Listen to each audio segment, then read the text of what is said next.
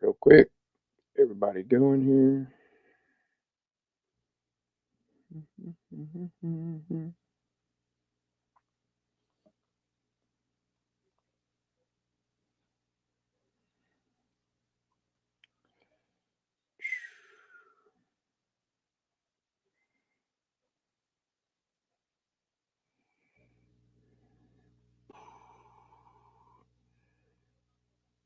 See, you got one beautiful viewer.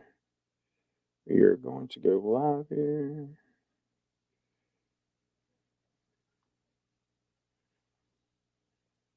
All right, get started here.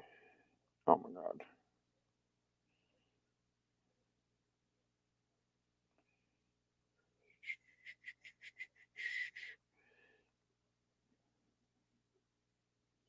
Here we go. There we go. We got people going here.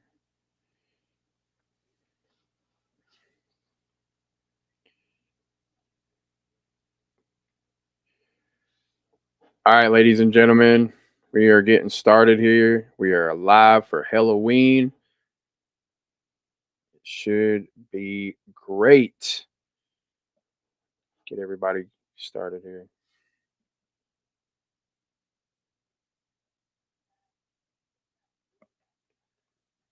We are live.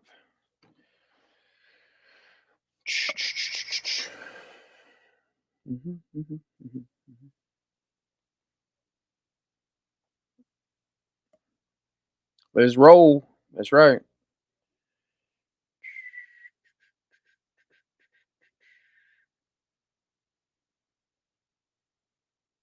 Let's see if this is going. Yes, sir. Give me 1 second, guys. Make sure the one on. What's up?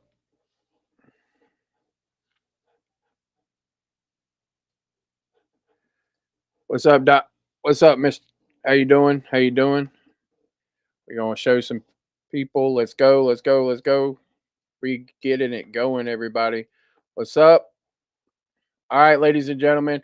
As always, welcome to UWO Presents Halloween. It is our October pay-per-view, and we have a great show for you here tonight. And tonight, I have four individuals joining me. One, well, you have to see him in person. He's golden, um,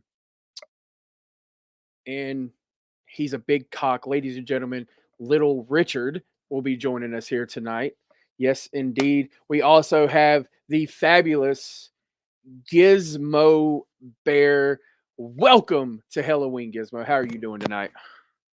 Been all good.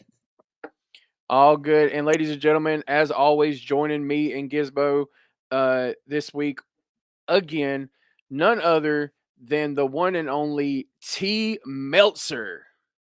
Hello, sir. Uh, uh you're you're you're muted, sir. Of course. I got tea bags for everybody. Don't worry. Okay. Yo. Hey, T Meltzer, how was Japan this week? Oh man, I ate so much Asian food that I feel Asian. Nice, nice, nice, nice. Oh, and everybody, I do have a surprise for you, ladies and gentlemen. Also, joining us here tonight, you see little Richard up there in the corner. Tonight, we have the returning Richard Hammerbush, ladies and gentlemen. How you doing, Mr. Hammerbush? What's up? Nice to see that macaque got in here first. Oh yeah, you got. That's Hey, a you had to beautiful give him. cock. You It had is to a give him nice the representation, man. Look Beautiful at that cock. beautiful thing. Look at little Richard on point. He has his own display. Haven't been here in a hot minute. It's good What to do be you- fucking back. You know what? I'm my Halloween costume is gonna be dressed up as Mad T. So I got the Mad T merchandise on me. Yes, exactly.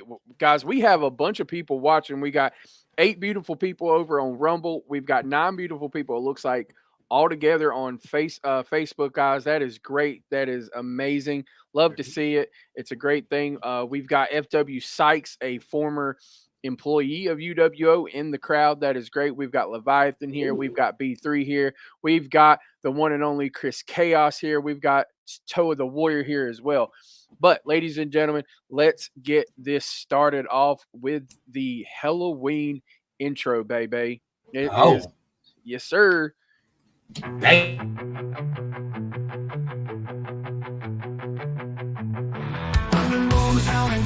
The champions unite. Skeletons lurking, gonna give you a fright. Undisputed wrestling modes where monsters collide. Dressed in shadows, ready for the fight. Ghosts in the ring, the chains clack and clatter. Zombie grapplers with bones that shatter. Pumpkin masks hiding ghoulish delight. Welcome to the show on this cold dark night. Ghosts in the ring, the chains clank and clatter. Zombie grapplers with bones that shatter. Pumpkin masks hiding ghoulish delight. Welcome to the show on this cold dark night. Fright night, rumble screams, echo and soar. The crowd's hearts pounding, they roar for more. Wrestlers from hell pulling every dark trick. Who'll be the champion when the clock strikes 6?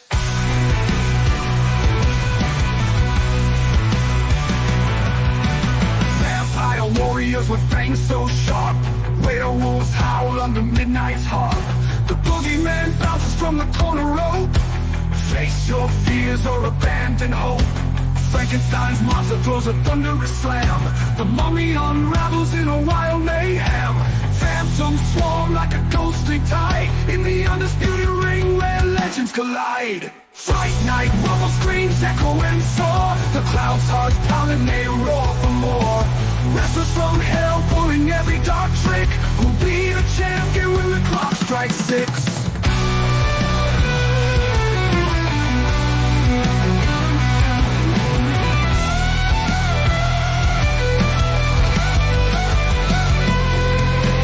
Fright night, rumble screams, echo and soar. The crowd's hearts pounding, they roar for more. Wrestlers from hell pulling every dark trick. Who'll be the champion when the clock strikes 6?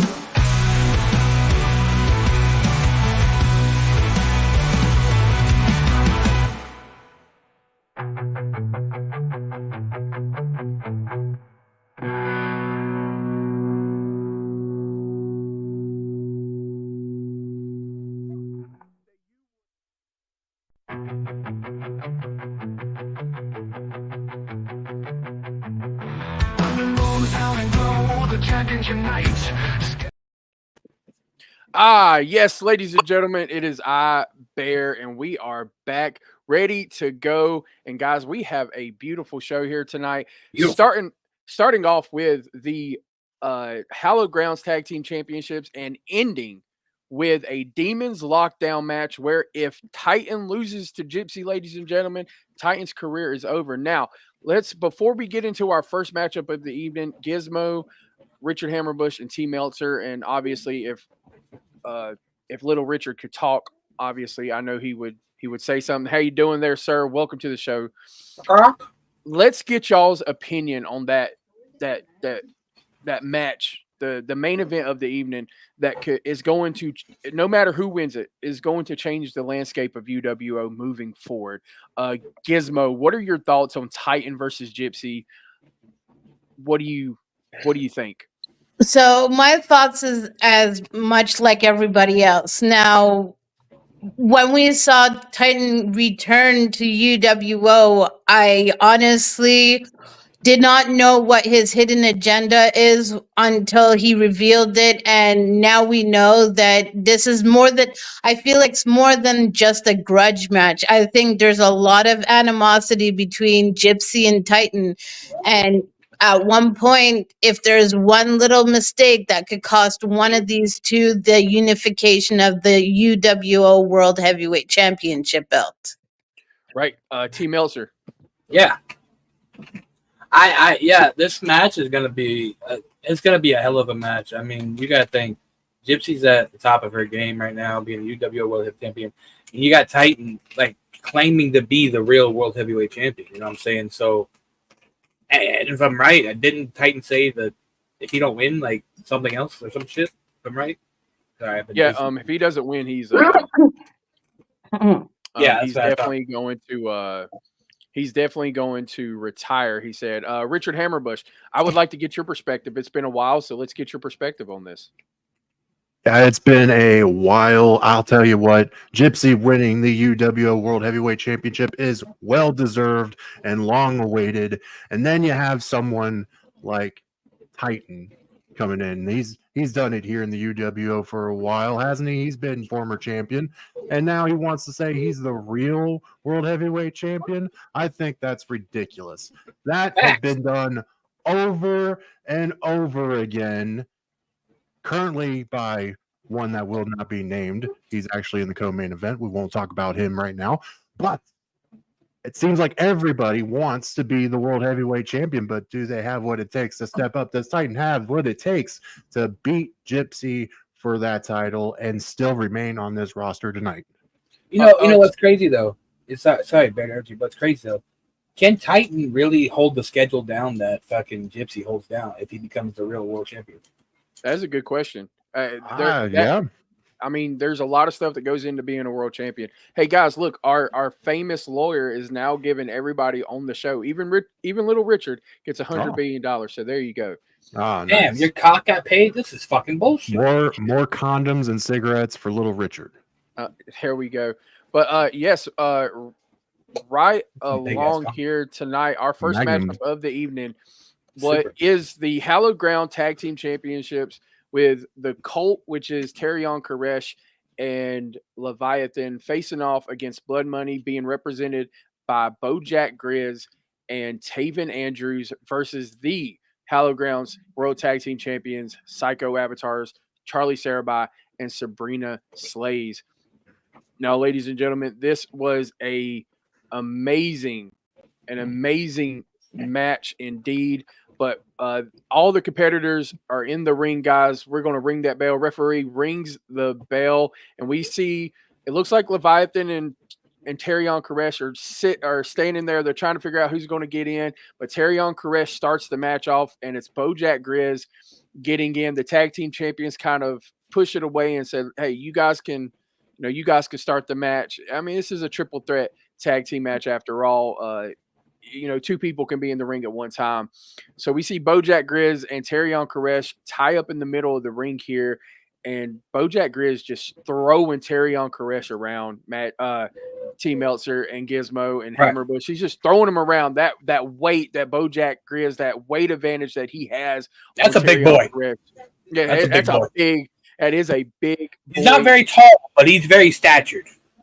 I agree. Very statured indeed. And he gets a headlock on to Terrion Koresh, and he takes him down to the mat. Terrion Koresh tries to spin out of it, but Bojack Grizz just kind of locks in. It looks like a bulldog choke now on Terrion Koresh. Beautiful bulldog choke here. But Terrion Koresh is able to slide over, get over to the ropes, put his foot on the ropes. Referee breaks the count at 3. Bojack Grizz breaks the count. He doesn't want to get disqualified. Then you have the same tag team champions walking. As they walked in, they're going to walk out as tag team champions. Here's a question, man. You know how, like, whenever it's a triple threat or a fatal 4-way, there's no fucking – it's becomes automatic DQ, basically. Yep. Why doesn't it happen that way in like a triangle fucking tag team match? I don't know. I don't make the rules. I don't get that. I wish it just make more sense. You know what I mean? Yeah, it would make more sense. I agree. But we see Bojack Grizz pick up Terrion Koresh and just slam him down with a Luthez press and just picked him up and just slammed him down. And then he picks him back up, Irish whips him into his corner, tags in Taven Andrews, and Taven Andrews takes off running and nails a beautiful clothesline to Terrion Koresh in the corner here. And we see Terrion Koresh just sitting on the mat here. Taven Andrews takes off running, runs a running knee into the face, and then Bojack Grizz right behind. Bojack Grizz right behind him with a cannonball, and we see Leviathan get into the ring. The referee pushes him back. This allows Psycho Avatars to get in there. We see Charlie Sarabai go after Taven Andrews, but wait a second. It looks like all of them are working together as they are taking it to Terrion Koresh here in the corner. God. They all just doing no baby oil. Taking turns hitting cannonballs, Richard Hammerbush. He's hammer butching him, all right. Dude, they are going Yes, hammer. sir. They are hammering him in the middle of or in the corner over here, and they're just hitting cannonball after cannonball. Leviathan's getting mad Getting as it he in? is he's getting mad as the referee's not seeing this, but finally the referee turns around and to Finally. no Fuck. avail.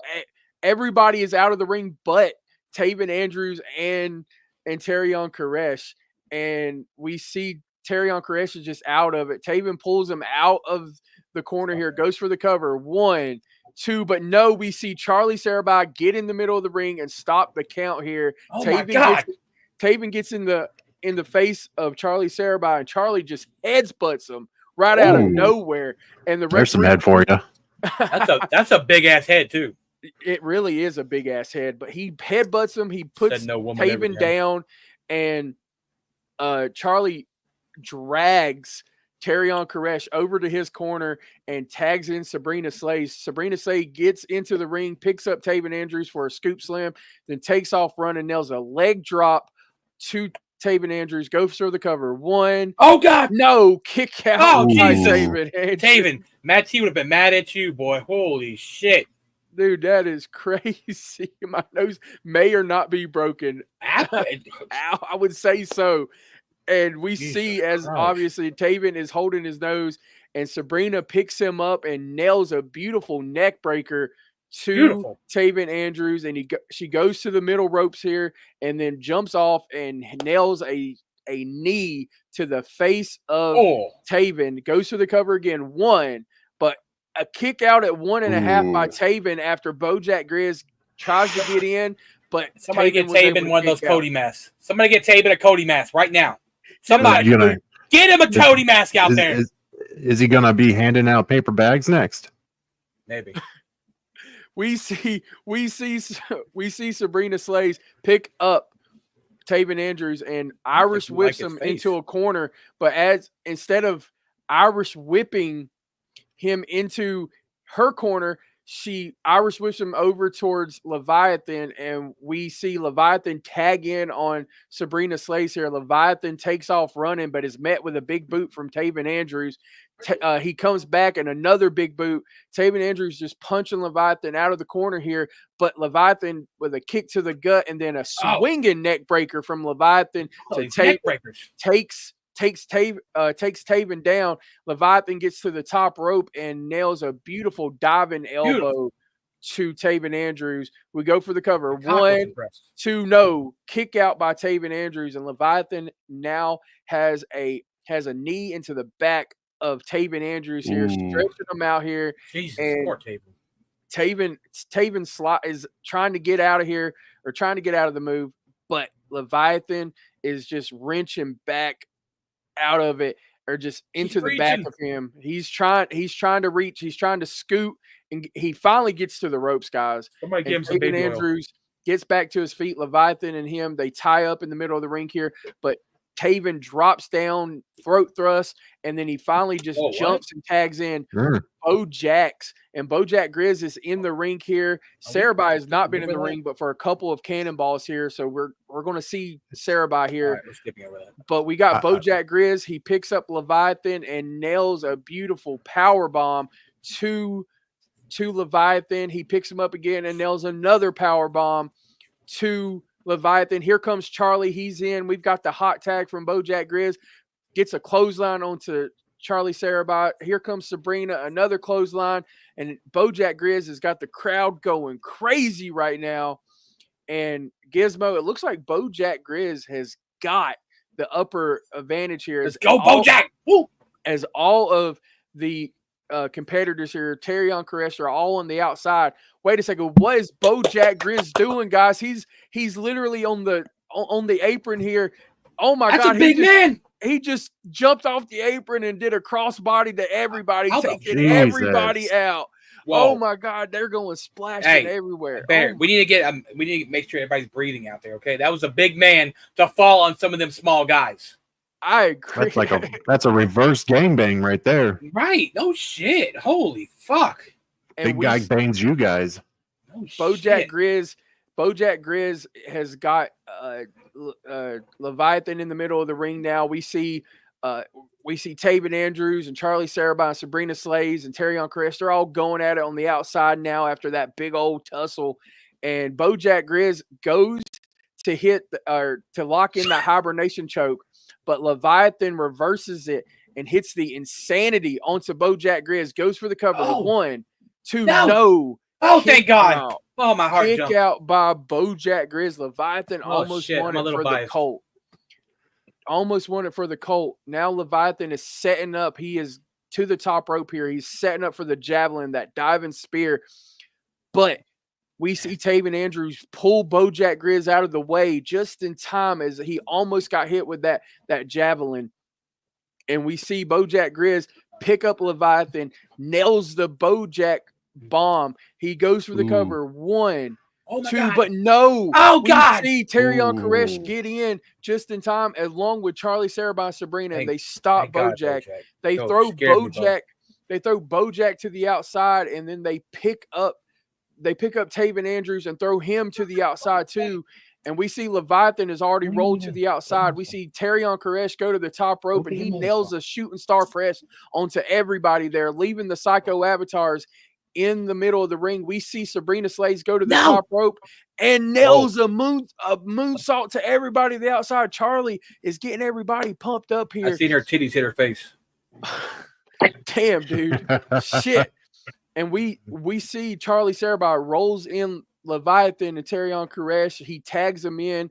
We see Charlie go to the outside. He brings in Bojack Grizz after that moonsault. And we see Charlie Sarabine. He hits a spear on Bojack Grizz, goes for the cover. 1, 2, no. A kick out by Bojack Grizz. Holy shit. Jesus. My heart hurts. My heart hurts. Meltzer over here is about to have a heart attack. We see Charlie. He throws Bojack Grizz into the corner, guys. And we see it now. We see that Charlie is he takes off running, goes for a splash and nails Bojack, but we didn't see this. We saw Terrion Koresh sneak up back on the ropes, and he tags in himself on Charlie, and Charlie can't believe it. But wait a second. The lights have went out, guys. What? And we see them come back on. We see a masked man, and it looks like the Psycho Avatars are trying to figure out who this masked man is. He didn't take the mask off. They have distracted the Psycho Avatars, and we see Terrion Koresh in the middle of the ring getting ready to try to take Bojack Grizz out. However, Taven comes behind and hits Terrion Koresh with the crown jewel, that chokeslam backstabber, which then we see Bojack hit the Bojack bomb on to Terrion Koresh. Oh, shit. And he tags in Taven here, goes for the cover. 1, 2, 3, and oh my God! And new Hallowed Grounds Tag Team Champions. Wow. The Blood Money. And guys, this isn't over. We see the celebration from Blood Money. We see them get up out of Dodge quickly as they walk up the ramp with this masked person. I don't know who it is. He didn't take his mask off, but we do know that they distracted the Psycho Avatars. They just won the tag team championships. But man, the fact that Blood Money is bringing in all these people to just help out, that's crazy. And we've got new tag team champions, but what we see after the match, Leviathan is now attacking Terrion Koresh, guys. What? He is fed up with Terrion Koresh. Wow.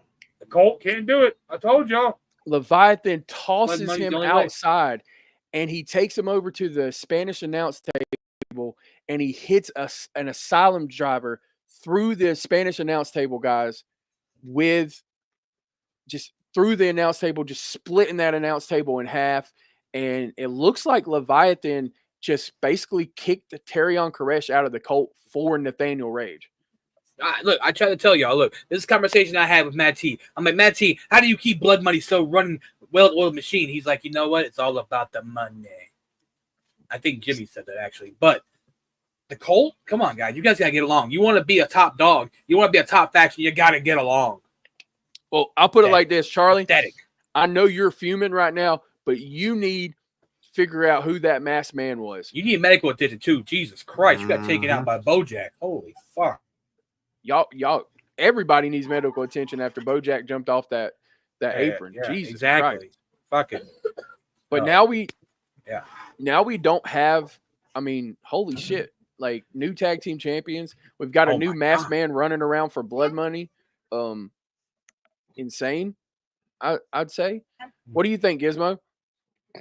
I mean, it's UWO. Anything can happen on a fucking pay-per-view. I mean, it's happened before. It will happen again. That's crazy. Hey, I actually I agree with Charlie here. You don't concern yourself with cult business. Hey, look, that ain't on me, guys. The only cult I'm into is Pornhub. Whoa! What about Pornhub? I was talking to somebody. Pornhub. Yeah. It's not illegal to watch that over in Ohio, is it, Richard? It's legal.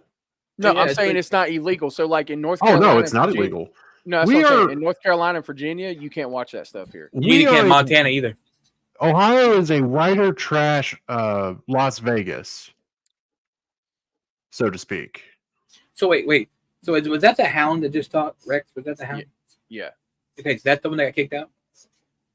No. You No, watch porn Oh. in Texas? Damn. I hate that fucking guy. How you all have all the guns in Texas, but you can't watch porn? I mean, when you have a Son. whole woman, why do you need porn? So I here's the mean, deal. If I'm the Colt, obviously you wanted to bring tag team gold home, but apparently they're not too upset about this. Apparently Terrion Koresh did something so bad that he had to be kicked out, and Leviathan. I heard he touched Nathaniel's butt. No. Hmm. Oh God. Oh That God. could be on Pornhub. Yeah, exactly. Where do you Well, think I've before seen we it? get to our second matchup of the evening, ladies and gentlemen, that brings me to our first one of our Porn our hour? commercials. Huh? Do what? Oh, I thought we were still on the porn subject. I seen No, the cock. no. That cock just needs some like baby oil or lotion right next to it. That'd be just like Right? the perfect Right. setup right there. Speaking of baby oil or lotion, ladies and gentlemen, here is your Oh. first commercial for UWO, ladies and gentlemen.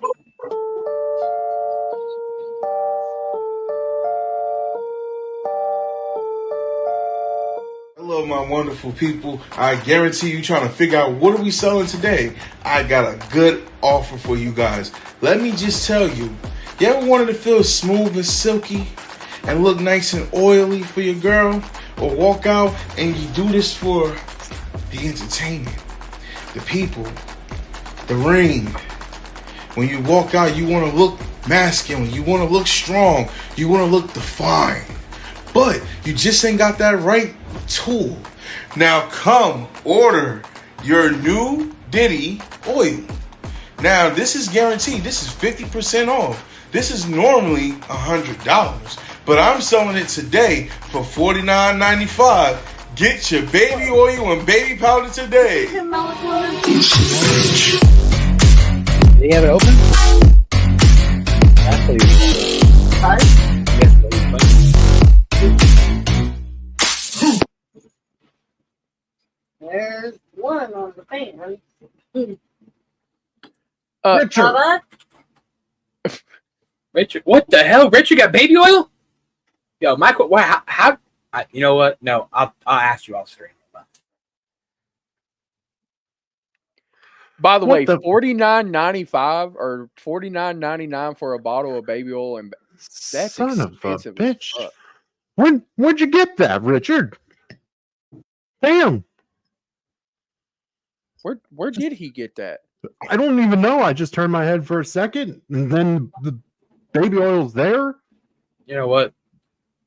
I've never told another man he had a beautiful cock. That's a beautiful cock. This is a beautiful cock. It is. It really is. It's a Oh my smoking gosh. cock. It's I a just wanna touch smoking it. hot cock. Can I touch it? You can if you want. Oh, hey. Whoa! Why was it so Yeah, warm? It's hot. Oh God, I'm kind of Smoking hot.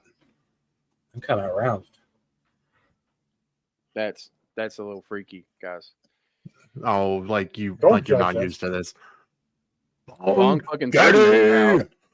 ladies and gentlemen, moving on to our second matchup of the evening. It is Vagabond versus Swag Cage. This match came about because over the last few weeks, Swakage or whatever you want to call him attacked Vagabond after their match, and also brought in Goliath, who also attacked Vagabond, who also got a win over Vagabond last week. However, or a couple weeks ago, and now Goliath is banned from ringside because both times they have attacked Vagabond, and Vagabond's going to try to get his revenge for the attacks. What the fuck? Y'all are weird. Sukaki? Sukaki is Bukaki, but in the sewer. So you can have fun with the rats and the Teenage Mutant Ninja Turtles. So we're gonna get secret of the ooze, if you catch my drift. Oh. You're teaching me new stuff. That's what I'm here for. You need to start a whole Hammer Bush 6 hour. I'll give you the platform. I got it. I could last an hour. I could last longer. Oh yeah. But moving on to our second matchup, the competitors are in the middle of the ring here. The referee has rung the bell, and we see Vagabond and Swakage tie up in the middle of the ring here. Swakage getting the upper hand as he pushes Vagabond into the corner, and he just kind of taps him on the chest, and he smacks Vagabond across the face here. And Vagabond looks very furious, and he gets out of the corner here and just starts throwing punches lefts and rights on Swakage here. And we see Vagabond drop down and just do like this martial arts kind of kick to the leg, sweeps the leg. There we go. Sweeps the leg of Swakage here, takes him down, and then he grabs the leg and just wrenches it back, just pulling the leg down. And then he starts stomping across every part of each limb of Swakage here on the mat. And he's just stomping away, looking like Randy Orton, just picking apart each limb by limb, just going crazy on him. And then he drops an elbow to the inner thigh here on Swakage here.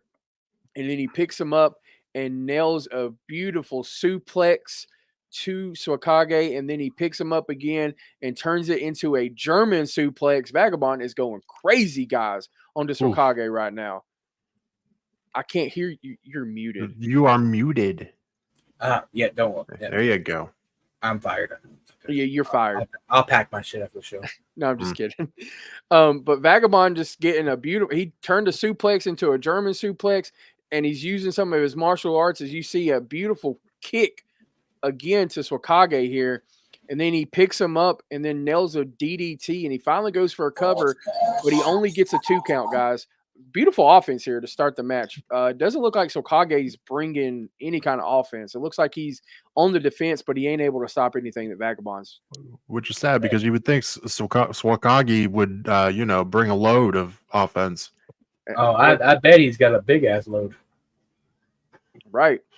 You mean the load that shoots blanks? Ooh. I didn't know you wanted more kids. Damn.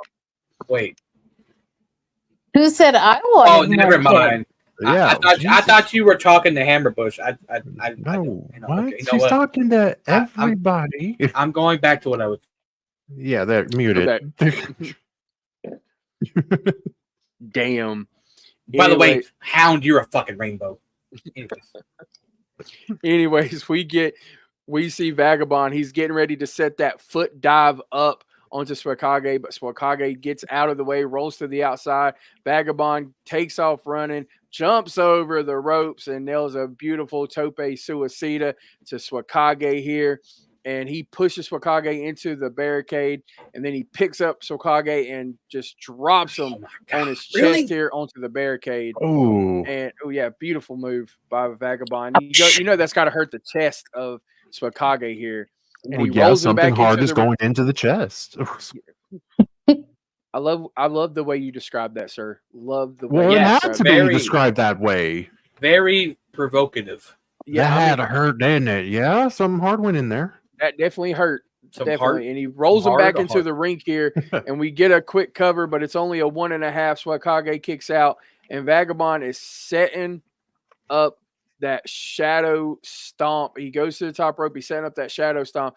But as he comes down, it looks like he messes up his knee a little bit. Swakage moves out of the way. And then we see Swakage out of nowhere nails that rasping gun onto Rasping gun onto that burning hammer onto Vagabond. And he goes for the cover. 1, 2, no. Kick out by Vagabond, and then we see Swakage set it up. He is setting up that rapid cage onslaught RKO onto Vagabond and nails it. That's got to be it. 1, 2, no. Kick out. Oh my God! By Vagabond. Wow. That Damn. was close. Very close. 2.5. You know, I always thought his name was his badge. So Kage's got some offense here, guys. And obviously, I mean, he's coming back a little bit here. He's hit him with his 2 signatures, and that's crazy. The Rasan gun? Rosin? Rockstar, go to the fucking corner, Rockstar. Jesus Christ. Gizmo, can you send Rockstar in the corner, please? Yeah, Vagina Bond. That sounds like a type of Bondo for vagina. Oh, my God. That's crazy. And we see he is setting up. He starts running the ropes. It looks like he's going to hit that great ninja, but Vagabond just drops to the mat here, which causes Great Ninja just to stop. It looks like Vagabond has collapsed here. Referee's checking on him, and we see Swakage come over to see if his opponent's okay, and it looks like he's playing possum as he goes to roll up Swakage here. Goes for the cover. 1, 2, no. Kick out by Swakage. Damn, only a 2. God damn it. Man, what a crazy I thought that he had him there. He was playing possum, but he didn't. And we see Vagabond. He gets back up. Swakage nails a kick to the gut. And we see Swakage then flips over, nails a code red onto Vagabond here. He goes for the cover out of that. 1, 2, no. Another kick out by Vagabond, guys. What a beautiful code red that was. To Vagabond from Swakage. And now it looks like Swakage is setting him up. He's trying to go for that Great Ninja War, that running clothesline, and he's setting it up. The Great Ninja War, that's what it's called. The running clothesline. I'm watching you. What happened last time? Oh my God. Oh my God. You went to IW? Shit. Jesus. I thought you were banned from there. I think a lot of us are banned from there. I know. Anyways, I digress. Moving on to the action here. Swakage's got the upper hand. He's going for that Great Ninja War, but Vagabond again drops to his knees. He ain't falling for it again. And Vagabond rolls to the outside. Swakage goes to the top rope, diving crossbody to Vagabond here. And then we see Swakage pick up Vagabond and he tosses him. We see him as he tosses him into the barricade here. Swakage goes to spear Vagabond through the barricade, but no, Vagabond moves out of the way, and we see him just go crashing through the barricade here. Vagabond is beside himself. They're both on the outside here, laying on the floor on the outside, guys. And we get to the referee gets to like an 8 count, and they both roll back in to the ring here. And we see them two just start throwing punches lefts and rights. Swakage goes to hit that burning hammer again, but Vagabond reverses it and hits that protect your neck, that snap neck breaker. And then he hits Swakage with that foot dive, that house call. Beautiful. Just nailed him right on the back of the head. And then he goes to the top rope and nails that shadow stomp to Swakage and gets the cover. 1, 2, 3, and your winner, Vagabond, ladies and gentlemen. Oh my God, Vagabond! Nicely done, Vagisil.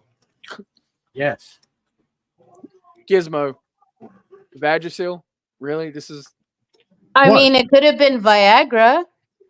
No. We won't give him that much credit. My goodness, gracious. I'm selling rubber duckies and Elmo cookies. Now we need a commercial for rubber ducky and Elmo cookies. Yeah. We can. You know what, Gizmo? We can get onto that. Okay, we can get that taken care of. Me and Gizmo's got a new system. Yeah, but we also have another commercial that will be probably featured on the next episode. It should have been tonight, but Mm. apparently, certain people's broth a la meow meow got sold out before I can get the commercial out. So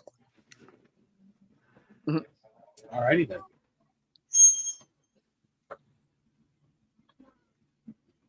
So who got fucked? Looks like it says Sharabai is spotted throwing various objects as he heads to the locker room, punching holes in the wall and doors. Finding Koresh in the hall, he throws him through the catering door before punting him square in the skull. Jesus, Terry on Koresh is getting fucked up tonight. Fucking hell. Get fucked up tonight. We see Ruby warming up in his locker room. A backstage interviewer came to Ruby and asked him what his mindset going into the Pigpen match with Justice Steed, and all Ruby can do is express his passion by saying there's something brewing within me that needs to be let out, and no matter what happens after the match, it's a great stress reliever and a new beginning for me. Whoa, that sounded kind of kinky.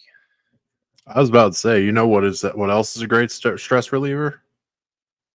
Oh, well, little Richard over here Pornhub has the right Sure. idea. Yeah. Damn it, Josh, you've got to get me the commercial that y'all did with the Pornhub sound. Yep, they've got one. Nice. Stunner to Sarah by fucking Josh. I'm in my Bentley drinking baby oil. You're drinking baby oil. Why would you drink Wait, baby what? oil? Drinking baby oil. Now wait a minute. Now that's thinking progressively, because if you drink it, I mean your insides be oiled up, so you'd be ready to go. Can I get You some don't oil? have- I've got plans with Dragonland. What the fuck? You don't have to. okay, so Dragon Lady is married. You might not want to go and piss off her husband in the back. Just saying. Who the fuck's Dragon Lady? He's talking about my cousin Dragon Queen. No, okay, yeah, I wouldn't mess with Oh. her. The husband's a fucking beast. He is a beast, that's for sure. I would definitely not mess around with that. Good match by Swakage and Vagabond. Obviously, Swakage's his boy won last week, but it seemed like Goliath was there, but he was banned from ringside this time. So He was back there baby oiling people. I'm sure we are not finished with these two. I almost certainly want to see a third match between Swakage and Vagabond. I think maybe this time we're maybe a gimmick match instead of a regular match. We saw 2 regular matches between these two, and I think there needs to be some kind of gimmick to kind of finish this off. We shall see what happens. But moving right along, our next matchup of the evening was a fatal 4-way for the All Ego World Championship between Moxley, Rich Magaloyer, Scabs, and Loco. And if everybody doesn't know, Scabs and Loco, they go by Lethal Injection. I don't like that. I don't like that. It's a little different, but they are cooling the All Ego World Championship. But see, how does that make any sense, though? Did it make sense for Lay Cool? No, and it don't make sense now. I'm just saying, whoever writes this shit, you're fired. When the hell did we get John Moxley? Well, we got the Wish version. Oh man, fuck. Or Timo version. Timo version? Timo? Timo, fuck that shit. I mean, that's where, Gizmo loves Timo because it's Canada, right? No. Yeah, did you not know that? A lot of shit shipped from Canada. The last time I got some for Timo was Russia. Like, If you read their shit, look it up. It says that most of their shit comes from Canada. But you know what? Okay, You're probably right. no, darling. The only thing we are guilty of, and it's actually mostly Montrealers like myself. Drake. It's Drake. Your fault. It's Drake. That's- God damn it. No, Thank you for no, fucking up. no. Montrealers do not associate with Drake. Montrealers associate with Pornhub because it came out of there. I'm What is pretty it sure Canadians know their fucking clothes size too, unlike fucking China, which a Does your 3X head, is a does your fucking head move up and small. down like in the middle whenever you talk to sometimes? Okay. Oh, by the way, your endorsement check, from what I'm being told, is in the Female Bully Club's office. Well, And here's the funny thing though about that. So EMP bought the rights to that video. So all the money you make off that goes to EMP. By the way, just to let you know. well, just like how Loco and Scabs won the title. Yeah, the last time, things kind of went the same way, except for Moxley and Rich Magalawyer have been going at it for a while. They went at it for a while in this match, and each time they tried to go pin Scabs and Loco, they pulled each other off the pin, which caused a ruckus between Moxley and Rich Magalawyer.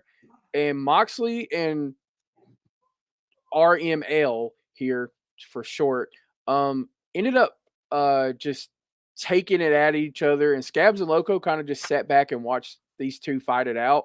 And it was kind of funny because they're over there laughing when Moxley and RML finally realized what was going on. Loco and Scabs were just sitting there patiently waiting, and then all four men just started brawling. And we saw Rich Magalawyer hit a curb stomp onto Scabs, ladies and gentlemen, and went for the cover again. Moxley there to pull him off, Loco there to pull him off. And then we see Loco hit a Loco Buster onto Moxley. And then Rich Magalawyer pulls Loco over, hits him with a dirty low blow. This is just crazy. Referee didn't see the dirty low blow. And then Moxley ends up going for that clothesline from hell and ends up hitting Rich Magalawyer. And then Loco spears Moxley out of the ring here. And Scabs then hits the last laugh on Rich Magalawyer. But what ended up happening, in order to keep their championship, after he hits the last laugh onto Rich Magalawyer, Scabs rolls him out. Loco comes in. If y'all remember how they won this championship, Scabs laid down for Loco and pinned Scabs. Well, this time Loco returned the favor to Scabs, and Scabs ends up pinning Loco for the 1, 2, 3. And they keep their championships because they're a tag team. And apparently, J Money is making money off of these two, because apparently there has been some. That's bullshit. I don't know. I'm going to J Money's office after this show. I'm going to tell him that I am fucking Team Meltzer. And I tell you right now, this is the dumbest shit ever. He needs to. But here's the funny thing. Rich Magalawyer and Moxley just took it to Rich Magalawyer, and they just kept fighting up the ramp here. But why? Two do not get along whatsoever. I don't know what Moxley just hit Rich Magalawyer with a DDT on the top of the ramp here. And next thing we know, Rich Magalawyer just stands up with blood around his face, and he throws the fist up like he's, the Magalawyer himself. We all see your comments there, BD30, okay? God. You want my attention. All you have to do is say if you want my attention, dude. Oh my, this one's actually funny. That's it. I'm leaving. Interview's over. I was trying to keep that laugh in. That shit is hilarious. Anyways, after the match though, Bone Storm, apparently Scab's mask flew off. Oh God. His mask flew off, and Bone Storm came in and stole Scabs' mask from him. This allowed Death Dealer Bane, by the way, who is the #1 contender for the All Ego Championship, to come out and he crushes both Loco and Scab standing tall with the championship. So fucking craziness with the all ego world championship. I don't know. Man. Yeah, Loco it's wild, crazy. Loco and Scabs has something going on there. I don't know if it's Loco is so crazy he's got a hold over Scabs. That's but kinky. It might be. Is he pulling on his piggy? He might be pulling on his piggy. Never know. Yo, Matchy's gonna fuck you up again there, fucking Goliath. Did you get your ass kicked last night? Beautiful, beautiful numbers here tonight, ladies and gentlemen.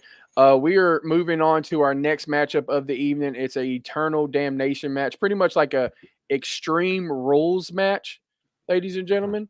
I've been sharing it everywhere, Josh. So yeah, I mean, it's a beautiful thing to have everybody here. I appreciate everybody being here. We all do. A lot of work went into this week. Coming from the heart, I appreciate everybody showing up this week. That did show up. I think we only had one no-show. I don't know what happened, but that son of a bitch. Yeah, we had one no-show, so we had like a 99% turnout. Do appreciate that. So that's a good thing. We have this Eternal Damnation match for the UWO Television Championship, guys. This match between Ryan Mayhem, who was going on like I think now almost close to 120 days as the television champion. He's defended it. He's defended it a few times. Yes. So great for Ryan Mayhem. He's honestly coming into his own here, Gizmo, in the UWO. So are you. I mean, well, yeah, it's a fat on fat crime. What do you mean? You know what though? At least the last little bit since the whole, I want to show my floppy titties around. At least that hasn't been a thing, so I'm glad that he's kept his shirt on at least. And if he does take it off, you at least do it in the privacy with him and Ruby. That's kind of gross. Like even the got excited for a second until I realized who we were talking about.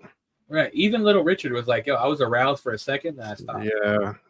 Sorry, little Richard. But we have a this match is pretty much an Extreme Rules match here. These two, we saw Chris Chaos earlier. If you guys didn't see that, he pulled up in a custom-made Eternal Justice chopper. And then, he climbed out and got on, off his bike and he rode it in. He actually rode it into the ain't he like fucking 90 into the arena. Do what? Is he like 90 years old? I mean, Jesus Christ. I don't know how old he is. Look, I don't think he's 90 years old, but he's been around a long time. He is eternal. That is true. So it means he's old. True. I'll give you that. But you're old too. I mean, you and your brother are very old, and y'all love Japanese wrestling. I'm sorry. I mean, fuck him. That's the reason why you're. I mean, no offense. That's the reason why you're fat. It's because you eat all that Japanese food, and the majority of it's rice, isn't it? Yeah, but the difference between me and my brother, is I hate AEW. That's the difference. Fuck. Well, you can. I mean, if you haven't noticed recently, he's been talking shit about their attendance records right now. Bro, too. I was laughing my ass off. I gotta bring that up on the Mad Blunt show, bro. Dude, like he's even been saying, "Hey, y'all got to do something. Even if you got the TV deal, man, you got to do something." I agree with him. I agree with him. They got to figure something out. He's about to do Vince shit. Yeah, dude, they've got to figure it out. I don't know what they're doing. Anyways, we're going to get to this topic. The bell has rung, ladies and gentlemen, and these two just go at it. There's no stopping these two. The referee barely was able to ring the bell here as these two just start throwing lefts and rights, punching in the middle of the ring. The crowd is going crazy right now as these two just going ham on each other. We see Chris Chaos just throw a beautiful haymaker onto Ryan Mayhem that stumbles Ryan Mayhem back. We see Chris Chaos take off run. He goes for a clothesline. Ryan Mayhem ducks. And then we see Ryan Mayhem go for a clothesline of his own. Chris Chaos ducks. These two just come meet in the middle of the ring, and they hit each other with shoulders. Neither one moving an inch. Just shoulder tackle like a big ass fucking shoulder tackle. Neither moved an inch. We see Ryan Mayhem just pump his chest up and said, "Do it again." Chris Chaos takes off running, shoulder tackle, doesn't move Ryan Mayhem. Chris Chaos stands his ground, so Ryan Mayhem takes running, hits a shoulder tackle, and nothing. Like these two just stop in the middle of their tracks. We see Ryan Mayhem take off running again, but this time Chris Chaos nails him with a thumb to the eye as he's running. Just stops him in the middle of the tracks and just hits that thumb to the eye.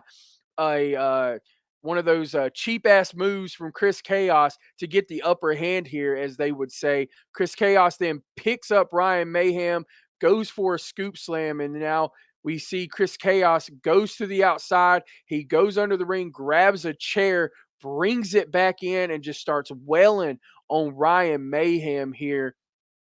And we see Chris Chaos just keeps wailing on the back guys of Ryan Mayhem. We start to see the welts start to form here, Hammerbush. Jesus. Just a lot of whelps here just starting to form on the back of Ryan Mayhem. And he was wearing a vest. It does. It's black. He looks hammered. He does look hammered. But we see Chris Chaos. He picks up Ryan Mayhem and then nails a suplex onto Ryan Mayhem. I'm surprised he was able to get him up, but he was, and just he lands on the back of that chair. And we see Chris Chaos go for a quick cover, but Ryan Mayhem kicks out at a 1.5 count here. And we see Chris Chaos go to the outside now, and he's bringing a table in, and he brings the table. Jesus. Bring the table in here, and Ryan Mayhem just rolls to the outside, and he gets back in, or he gets under the ring. We see him pick up a kendo stick, and as Chris Chaos is setting up the table in the corner here, we see Ryan Mayhem take off running and try to use that kendo stick, but Chris Chaos moves out of the way. Ryan Mayhem almost goes into the table. Chris Chaos kicks Ryan Mayhem in the gut and then wells him on the back with that kendo stick. We're starting to see kendo stick stripes on the back of Ryan Mayhem. Now that back is taking a lot of beating, guys. Gizmo, a lot of back shots. A lot of back shots. Gizmo, what are we seeing here from Chris Chaos? Is he's just proven that he still has it in the middle of that ring? You know him best, Gizmo.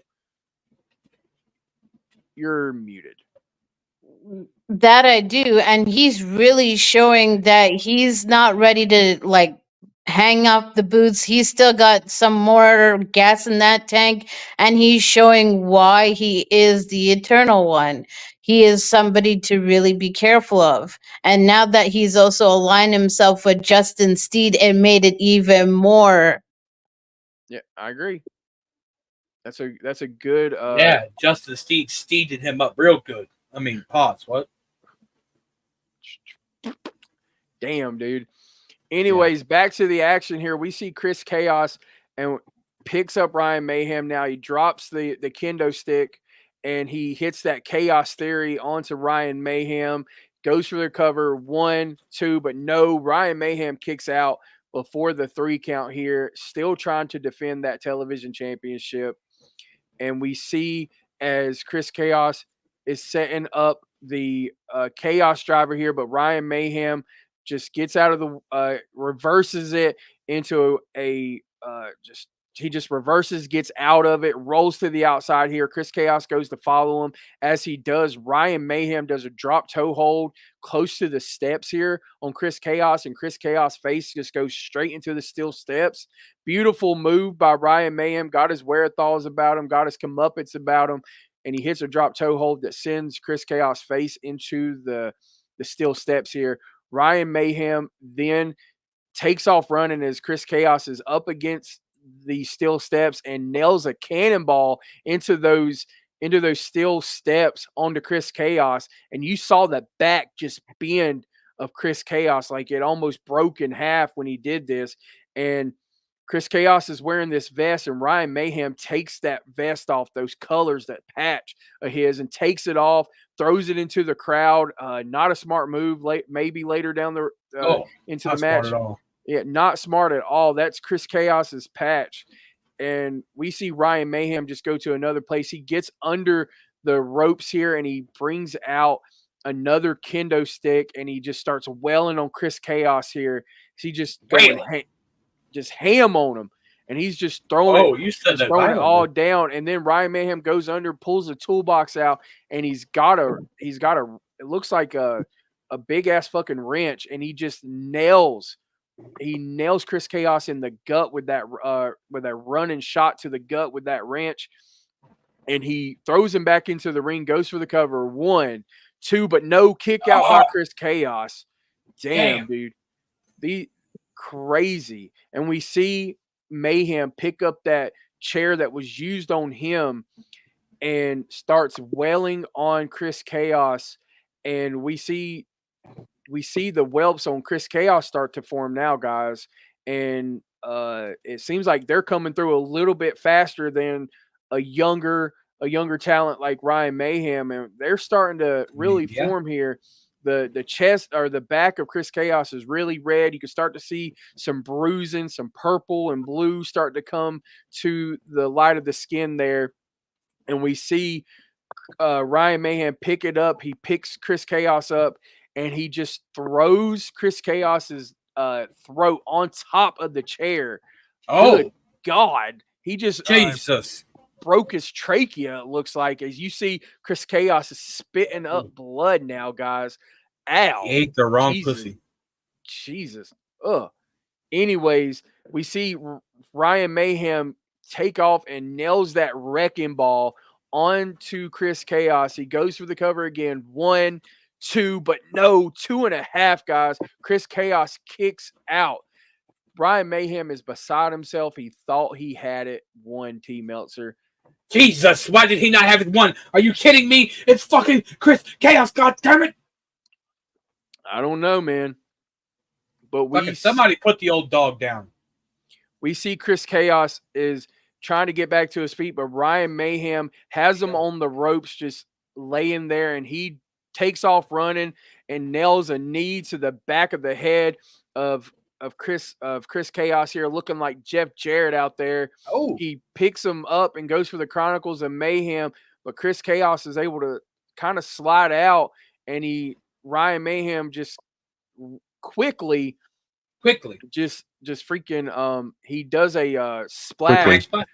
It does a splash onto Ryan Mayhem here, and it looks like Mayhem here has the upper hand, and he goes for that Chronicles of Mayhem again, but Chris Chaos slides out, and this time he just rolls to the outside. Did he have baby oil? Ryan Mayhem, I guess so. There must be a lot of baby oil going around. But we see Chris Chaos go to the outside here.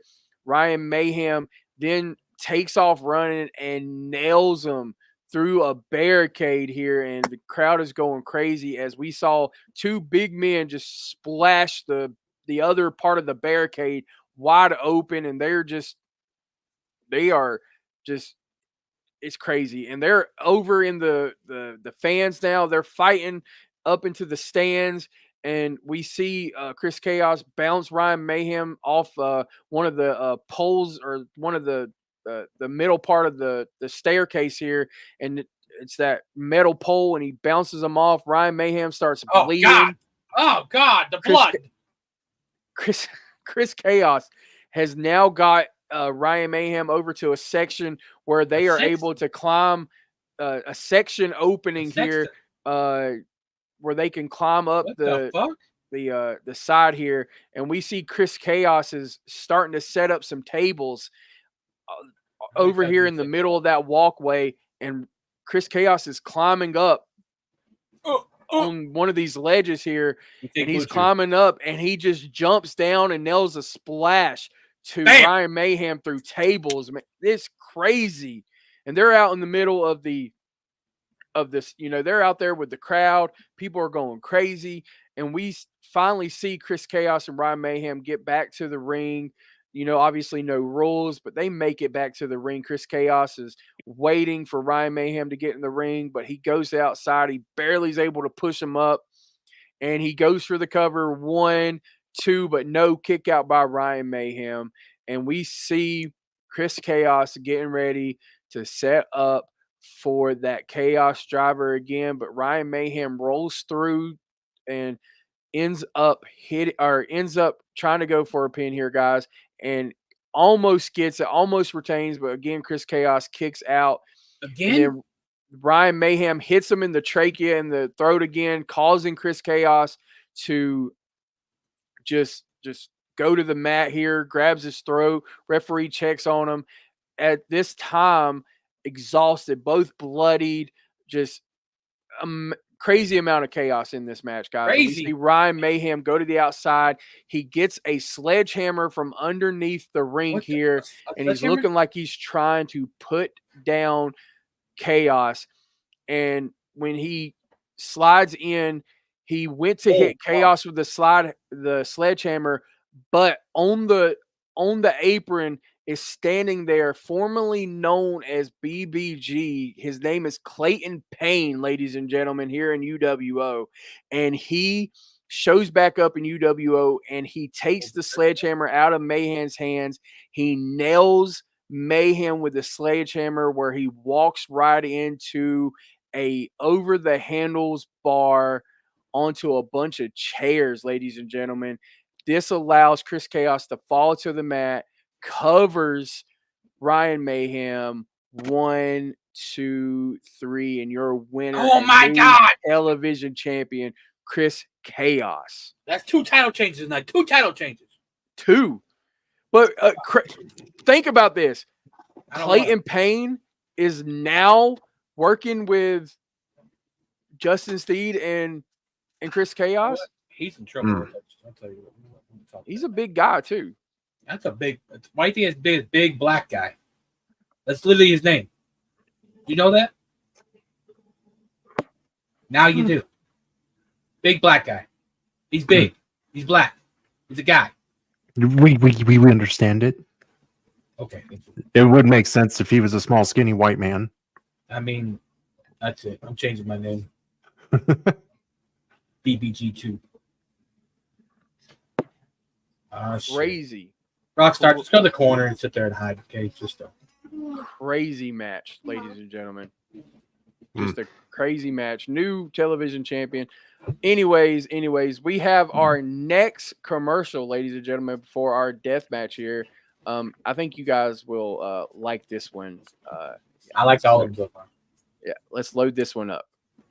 Oh, the following announcement has been paid for by the Juggalo World Order. Is it the middle of the card and there's a bunch of fucking cucks in the ring that you really don't want to watch? If so, make your way up to the restrooms, relieve yourself, and stop off at the concession stands and grab yourself a patented Bong Daddy Bloody Mary. That's right.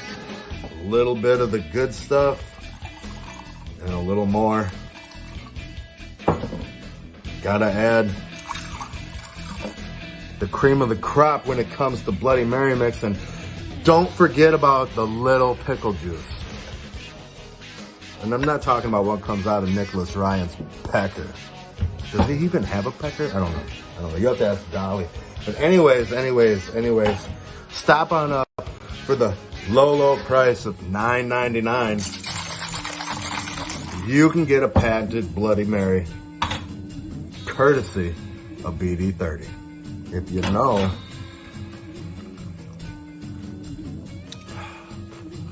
you know.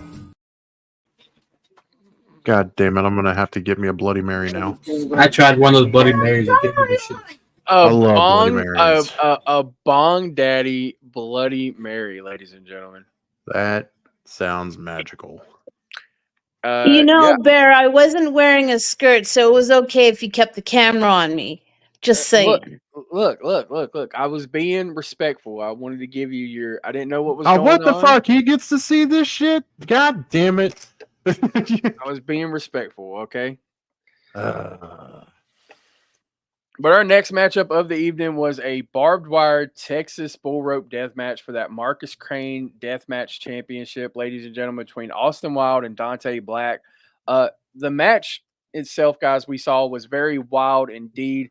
Dante and Austin tore the house down. I mean, they tore the ring up, literally tore the ring up. There was a that there was a part of the ring that was tore up. It looked like Dante tore the ring mat up a little bit to expose that wood for this barbed wire death match. The bull rope that they ended up using in the match was covered in blood, and you could see welts from them slapping the bull rope onto each other.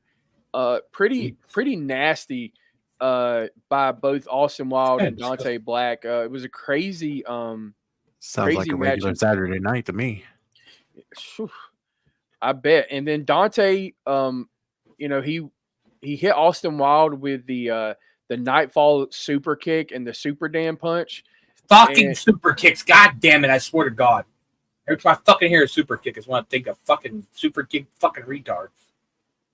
Well, sorry. It looked like Austin Wild was dead in the water in this match. It looked like he was about to lose his championship, but Austin would reverse the Reaper Scythe and wrap the bull rope around the neck of Dante here.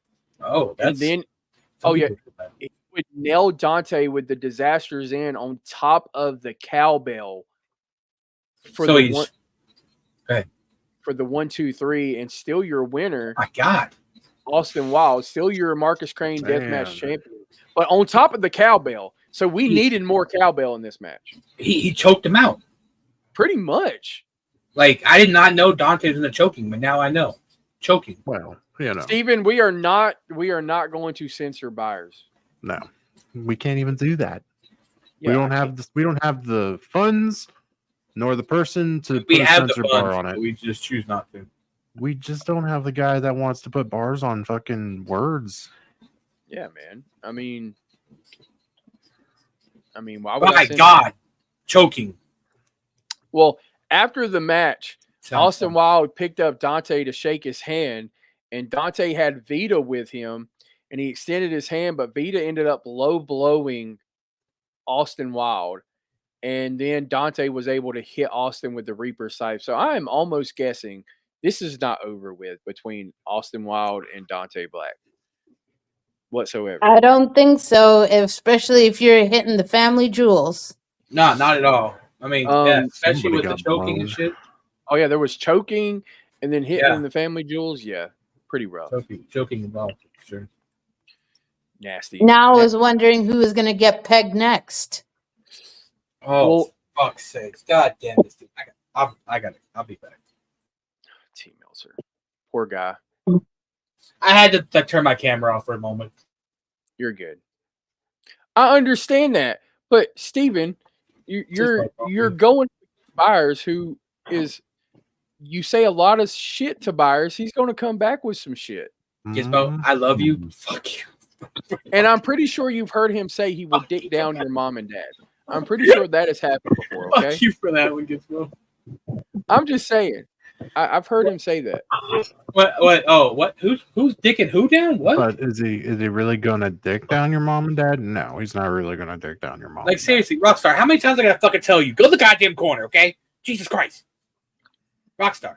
Like, do not take the shit people say to you fucking literally. You want to end Byers' career? Good luck with that, buddy. Have fun. Many people have tried and everybody failed. Yeah, and it's your fault, dude. He gave you $4. He was going to give you $4 in a handshake for you to join Drug Money. You should have took the $4 and run with it. I would have took the $4 and the fucking thing. Look, if you found you another dollar, you could have got you a $5 meal from McDonald's. No, they're actually like $5.60 now. For McDonald's. So another $1.65. I'm just saying, bro. No, I'm with you. You could have got you a small Sprite or a Coke or a Dr. Pepper or a Fanta or whatever you wanted to drink. No, you know what you do is you trick them and you say you want a big glass of water and you use that to get soda. Duh. Make sure it's Sprite. Fucking Fanta. What the hell's your problem? I mean, the McDonald's Sprite hits different. Okay? Dude, McDonald's Sprite does hit differently. Sprite and Coke from McDonald's are fucking amazing. The Coke. Yeah, the Coke too. Oh yeah. God, There's sweet tea though. Ugh, I hate sweet tea. It depends. It depends on which McDonald's you go to. It's always hit and miss with sweet tea. You too. Right now? I don't know. I've never tasted sweet tea, so I don't know what. It's not. It's like hot tea, but with fucking sugar and fucking Canadians. I don't know what the fuck. No, you're I'm just missing. saying. I didn't say there's anything wrong with Fanta, but No, usually look, you there's know the what's funny? Fanta orange. I don't I'm know. saying there's something wrong with Fanta. Fuck Fanta. Okay, look, I don't know what whoever gets the Fanta. Okay, Be an I adult was and get a Faygo. fucking orange iced tea from McDonald's. God damn it. hey, they took it out. They took it out for a while, and now it's back. Yeah, it's back here too. I thought we drank Faygo around here or some shit like that. Sweet tea is for real men? Yeah, we. Oh, Excuse come me, on now. No, Josh, it's not. Josh, when you get a chance, I need the Faygo commercial. By the way, No, sweet tea is for real men, not pussies from Ohio. Okay, hold on now, bud. Listen hey, here. look, I will say this: I have been up north. I've been to Boston before. Okay, and they don't know what biscuits and gravy is, and they don't know what sweet tea is because everything comes No unsweetened, bullshit. and you have to add sugar to it. When I very first time I went to Montana, I moved to Montana, I thought I was like, let me get a glass of tea. Thinking because I'm from the South, I'm like, okay, I'm gonna get sweet tea. Nah, these motherfuckers come out. Here you go, nigga. Nope. No. Wow. We just let that fly. My bad. I got it. What? I mean, cancel tea melter. People, I fucking sweet tea. It just came out like that, okay? Well, Jesus hold on. Christ. Okay, hold on. He is best friends with Bloco. A lot of black people. Okay? Just drink a goddamn hot tea. Don't fucking get it. I don't like hot tea. I don't like hot tea. That's what you sound like. Yeah, it's what you sound like. Yeah, that's what you sound like. Speaking of, let's get to our Fuck next Canadian Dry. That's our just next gross. matchup of Nah, the I fuck it. I fuck it wet. I'm Canadian moist. Yeah, why is it wet right there? What the fuck? Was she just drooling? No, it's the fucking No, you can, were damn drooling. it. Look, you were drooling over hammer. It was from before the stream. Oh, was that Pornhub video you told me you're making? You and Little Richard. You will never know. I could go to Pornhub. I will. I don't know. The cock's with me, so I seen Bear on Pornhub once. hot tea is pretty good. I'll fuck with hot tea more than fucking pussy ass sweet tea. This fucking guy. This fucking guy. Wait, okay, so do you like his taste in drinks are as good as his? You like melatonin tea, like Camille or whatever that is? Chamomile tea? You knew I was gonna say something related. Fuck you. Fuck you. No, fuck you. That hurt my soul. That hurt my Hot tea fucking is dirty soul. water. Iced tea is cold, dirty ass water. You might as well fucking drink out of a goddamn river with a fucking iced tea. I mean, when I was growing, never mind. I grew up in the South, anyway. Okay. Anyways, what's next? Like I said, be a What's real man, next get an orange iced tea is from our McDonald's. costume battle royal, where the winner received a contract for a world title match anytime they wanted, which included Dragon Queen, Death Dealer Bane, Bone Storm, Doomsayer, B3, Johnny Dean, Julian Blackheart, and Taylor Jade, and Ace, and then Eastwood the dog here. This match was crazy. Bone Storm went crazy to begin the match. He just went after everybody, but he was dressed as Scabs when he came out. Bone Storm was. So that was cool to see him dressing up as Scabs. During the chaos of things, though, he fell through the second rope, and because the costume was so big on Bone Storm, the costume fell off. And he just wrestled as Bone Storm the rest of the match. But apparently Scabs was actually front row to get his mask back, and he ends up hitting the last laugh to Bone Storm on the outside. He pretty much looked at him and says, "Don't ever touch my mask again." And he rolls Bone Storm back in, which allowed Eastwood to eliminate Bone Storm from the match. And then Johnny Dean went to eliminate Eastwood, but gets hit by a super kick by Blackheart. And then he actually Jimmy Dean. He might be. Holy shit, we got a fucking. But Julian Blackheart ends up hitting a skull rider to Johnny Dean. That's a big man trying to hit a skull rider, by the way, just so you know. He definitely skull rid Johnny Dean. And then apparently him and Eastwood threw a groggy Johnny Dean over the ropes here, eliminating Johnny Dean. Ace Ace got some shots in, was able to hit his patented signature moves onto both Eastwood and to Julian Blackheart here, but it was to no avail. Does In he the have a black heart?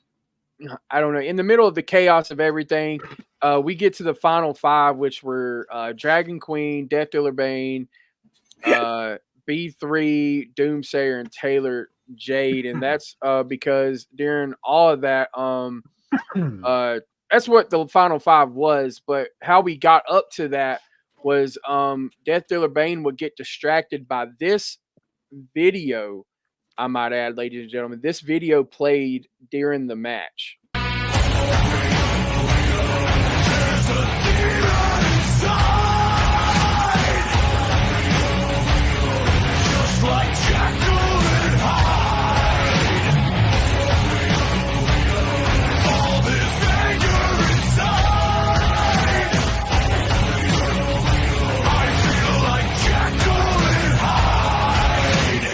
Death Dealer Bane, you killed the man right there in the middle of the ring, Jekyll, but you forgot one thing. You left Hyde alive. No shit. Oh shit. Who was that? That is a returning he was like a Jekyll and Hyde character, and he's returning to UWO. The last time we saw Jekyll in the middle of the ring, Death Dealer Bane was pretty much sending him to the hospital from pretty much an inch from his life.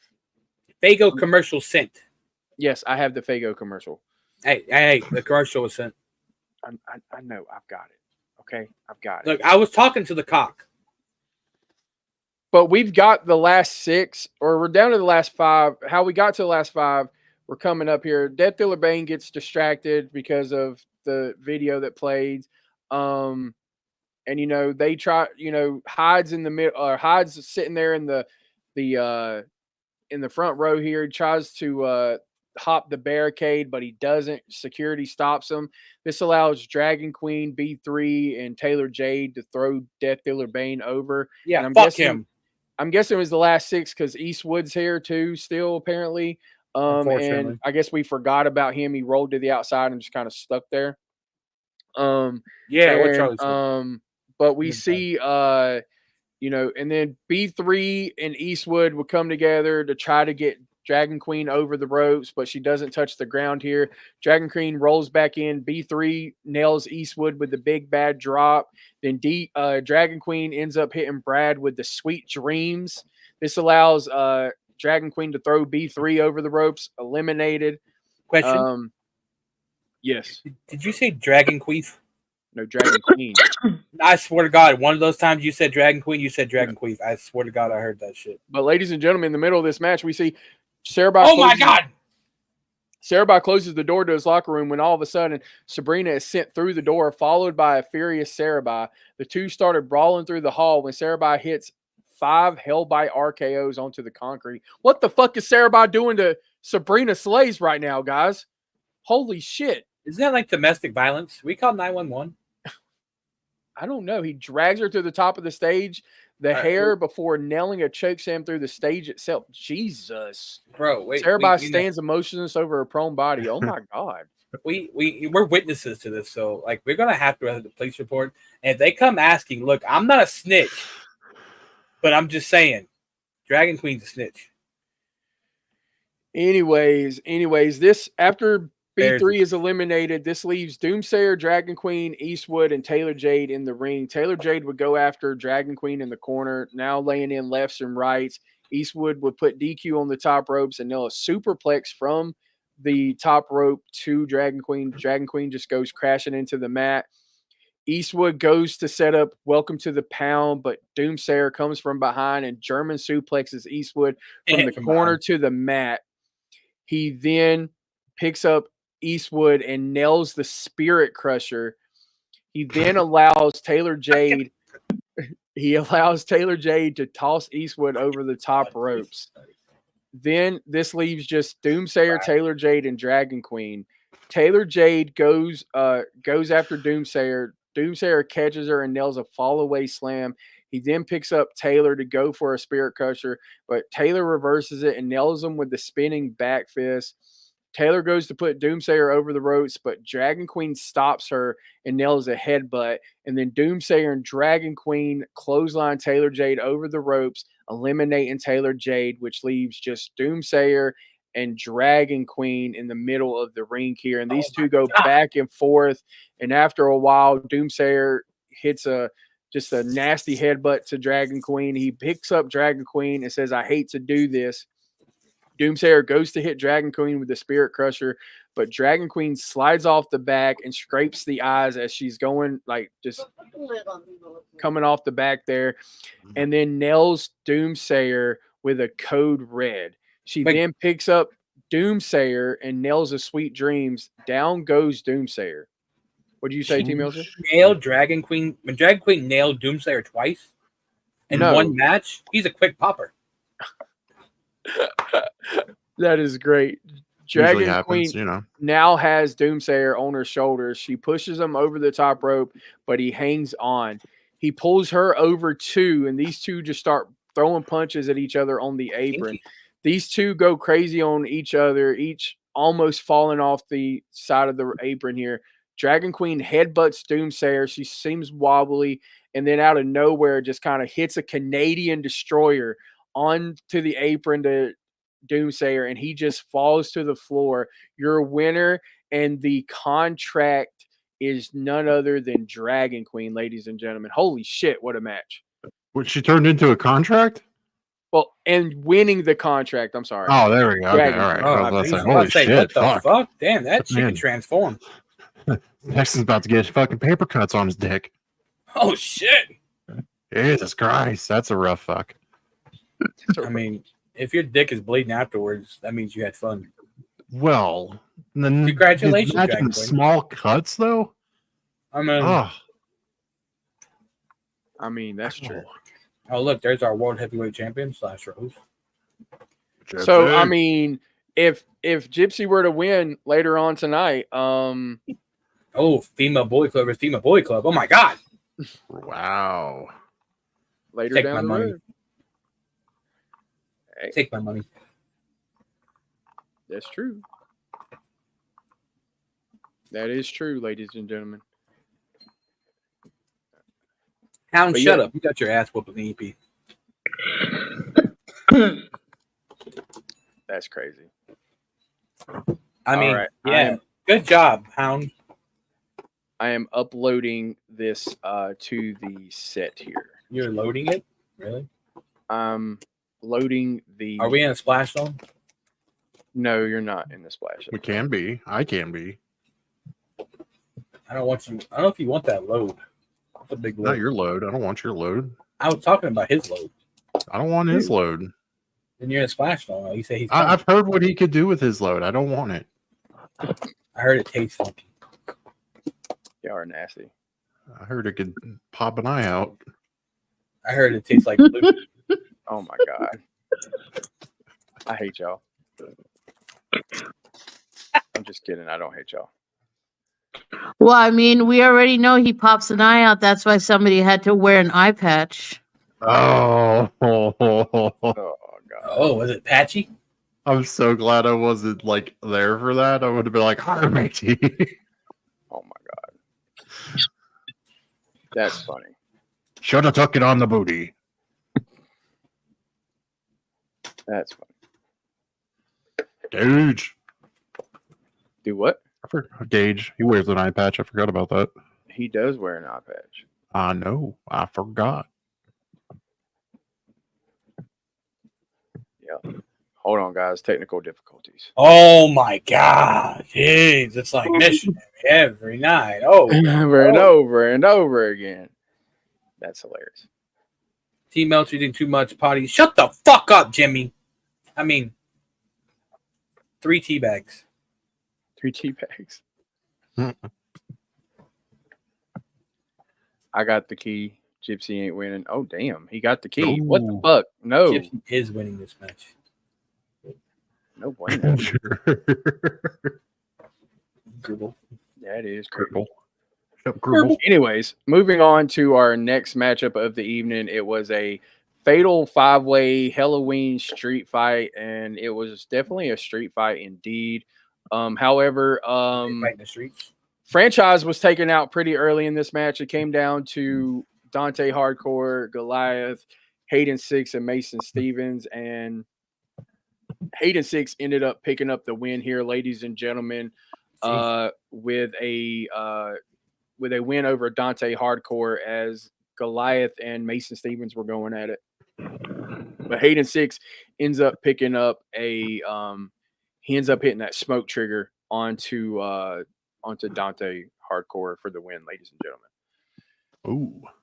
Yep. Good match by them. And here is that Fago that you were asking for, Team Melzer. I fucking hate Fago. I mean, yeah, Fago.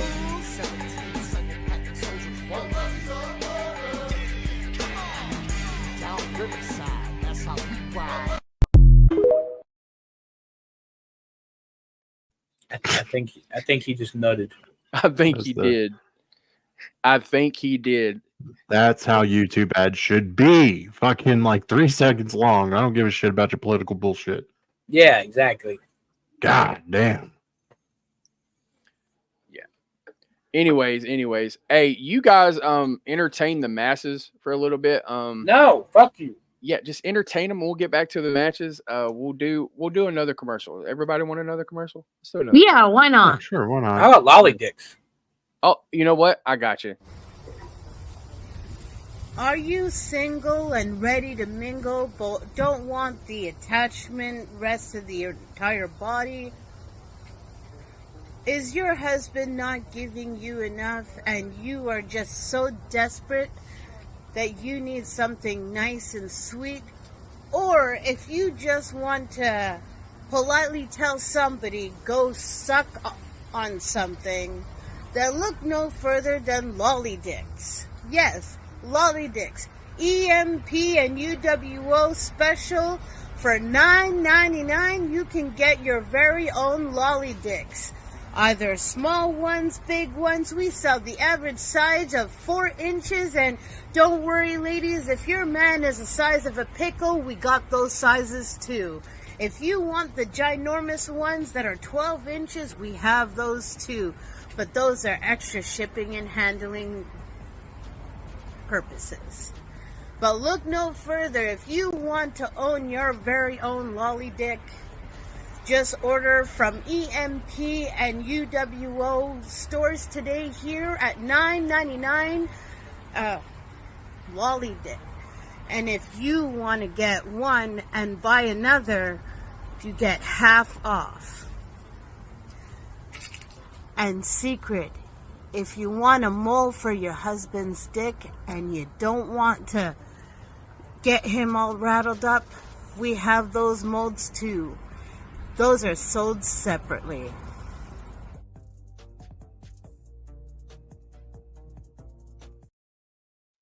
Lolly dick. Lolly dicks. That's right. Yeah. I mean, it is a great price. I mean, $9.99, just like the Bloody Marys.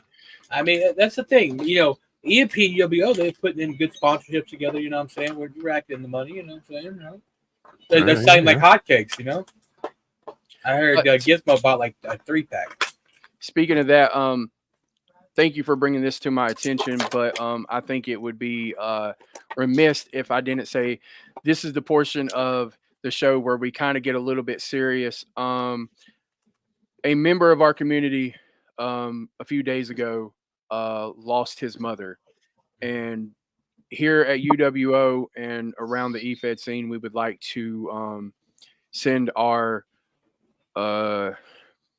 thoughts and prayers to one and only I think Eric Hulinder, if that's how you say his name, but proudly known as Shady Sean McKenzie in the EFED world. We just want to let you know we're thinking about you. We love you, buddy. Just want you to know if you need anything, just let us know. You've been in the game for a while and you're one of the beloved members of our community. So shouts out to you, prayers for you. And I hope you and your family are are doing okay. Facts. Shout out to Shady. Yeah, exactly. Psycho son bitch, but good guy. Yeah. Definitely a good guy. He means well in the community. He wants there's a lot of stuff that he's done for the community or is doing for the community. And this is only a temporary setback for him. But I know we all have our angels that look down on us, that guide us through a tough day. And I know his mother is smiling upon him and is very proud of the man that Shady has become. So Facts, 100%. So shouts out to Shady. I hope you get to watch this, and I hope you and your family are doing well. But so we had lolly dicks, huh? For $9.99.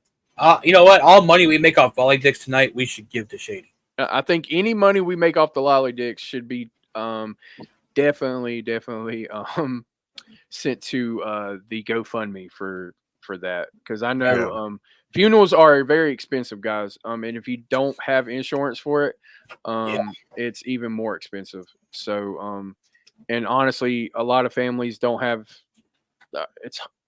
It's even to think about having to do either two options. You either put them in a casket or you have them cremated, and cremation is crucify them.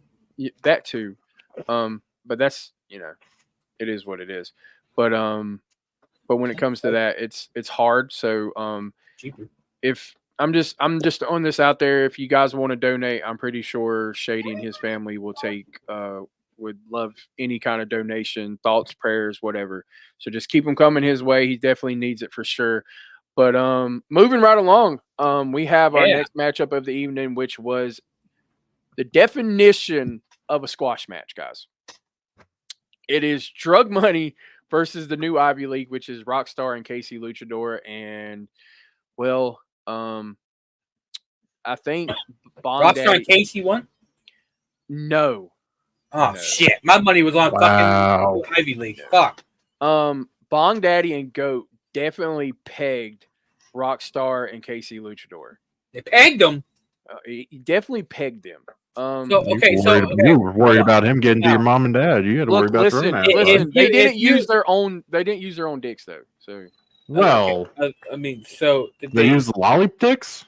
I mean, but so is that qualified as gay though? No, because they use lolly dicks. If you're shoving even a dildo up a man's ass though, that kind of makes you gay, though, right? In my past profession, it's only gay if you're touching balls. Okay, that makes sense. It's not gay if you touch gooches either. Oh yeah, is it? I thought it was. No, that's not gay. It's just balls. Only balls. Just balls. And balls. And the thing is there's a saying, if you've ever watched the pitching ranch, isn't gay. You are right about that. Yeah, it's not. Yeah, pitching isn't gay. That's true. If you watch The Ranch, most women in life don't like. Apparently, they don't like the balls. Apparently, but they love the beak. So, usually when people send ball pics, it's kind of nasty. Well, okay. Now, who's out here fucking sending ball pictures? Right, like, look at my balls. I got a small dick, but look at my balls. Look at my big balls. Like, no, what the hell are you doing? Look, speaking of balls, why doesn't fucking little Richard have balls? They're there. You just can't see them. Yeah, I was going to say, you can't see them. No, he's got the baby oil covering them up, bro. Okay, yeah. I'm just making sure. Okay, they're massive. Okay. But Can when I say they got his balls, when I say they got pegged, Bong Daddy would lock in a TH choke onto Casey Luchador, and he faded. He just faded. But they wasn't the legal man. He just kind of faded on the outside of the ring here. This left. So all it was just the tip, right? Yeah, just the tip. Goat would get in and then hit a punt kick to Rockstar's head. And yeah, Rockstar's head looked like it came off his shoulders. And it looked like they were about to play hot potato with his head, because Bong Daddy came in and also hit a punt kick to Rockstar's head, and then he locked him in the THC choke.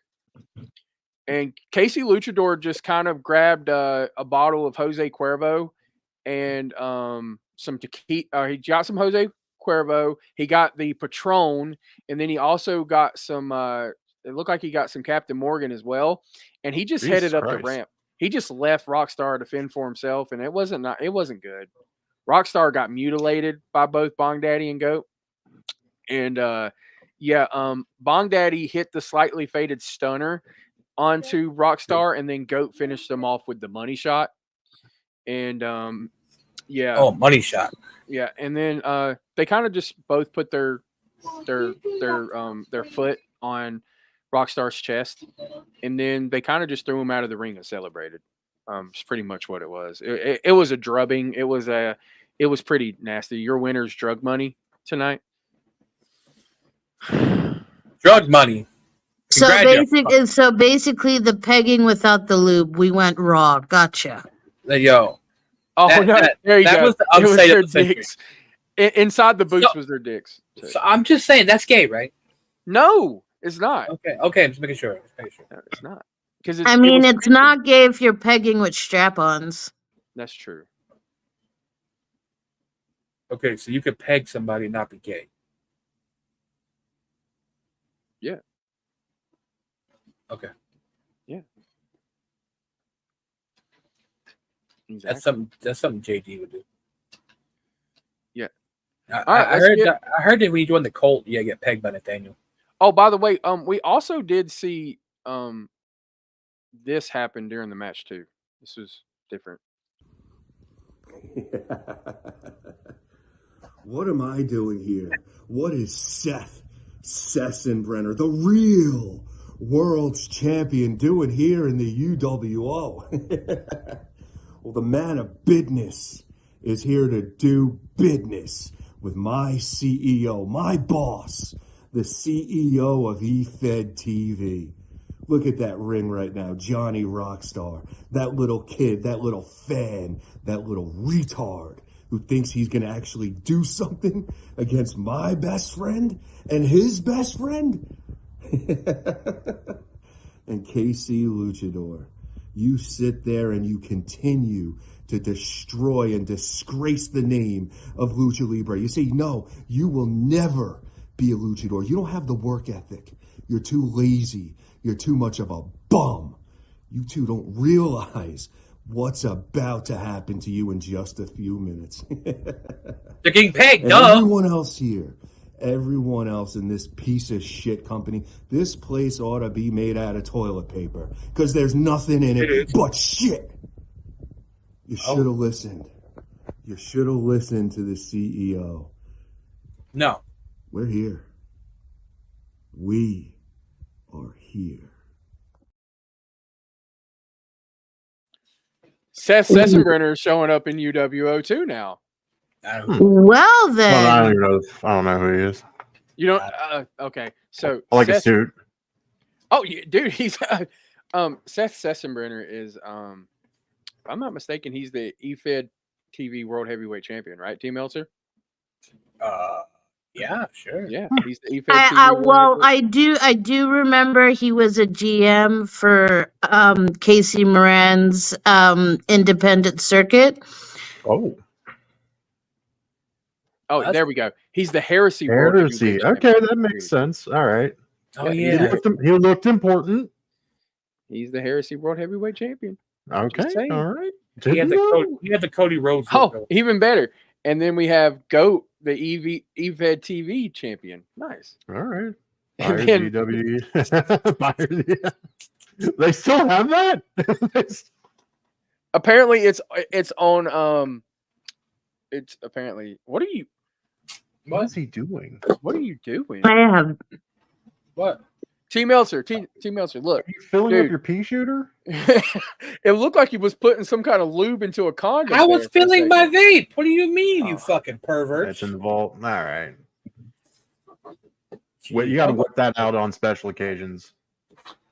Not you, Meltzer. I'm talking to Bong. Oh, I was gonna bring the juice out for y'all. Nope. No. Okay. I got your juice back. Put your juice back in your pants. I got the lube. Oh God. Did you put it on a cracker? Mm-hmm. You got the lube. See, even DeBloca's like saying it's the lube. The lube. He got the lube.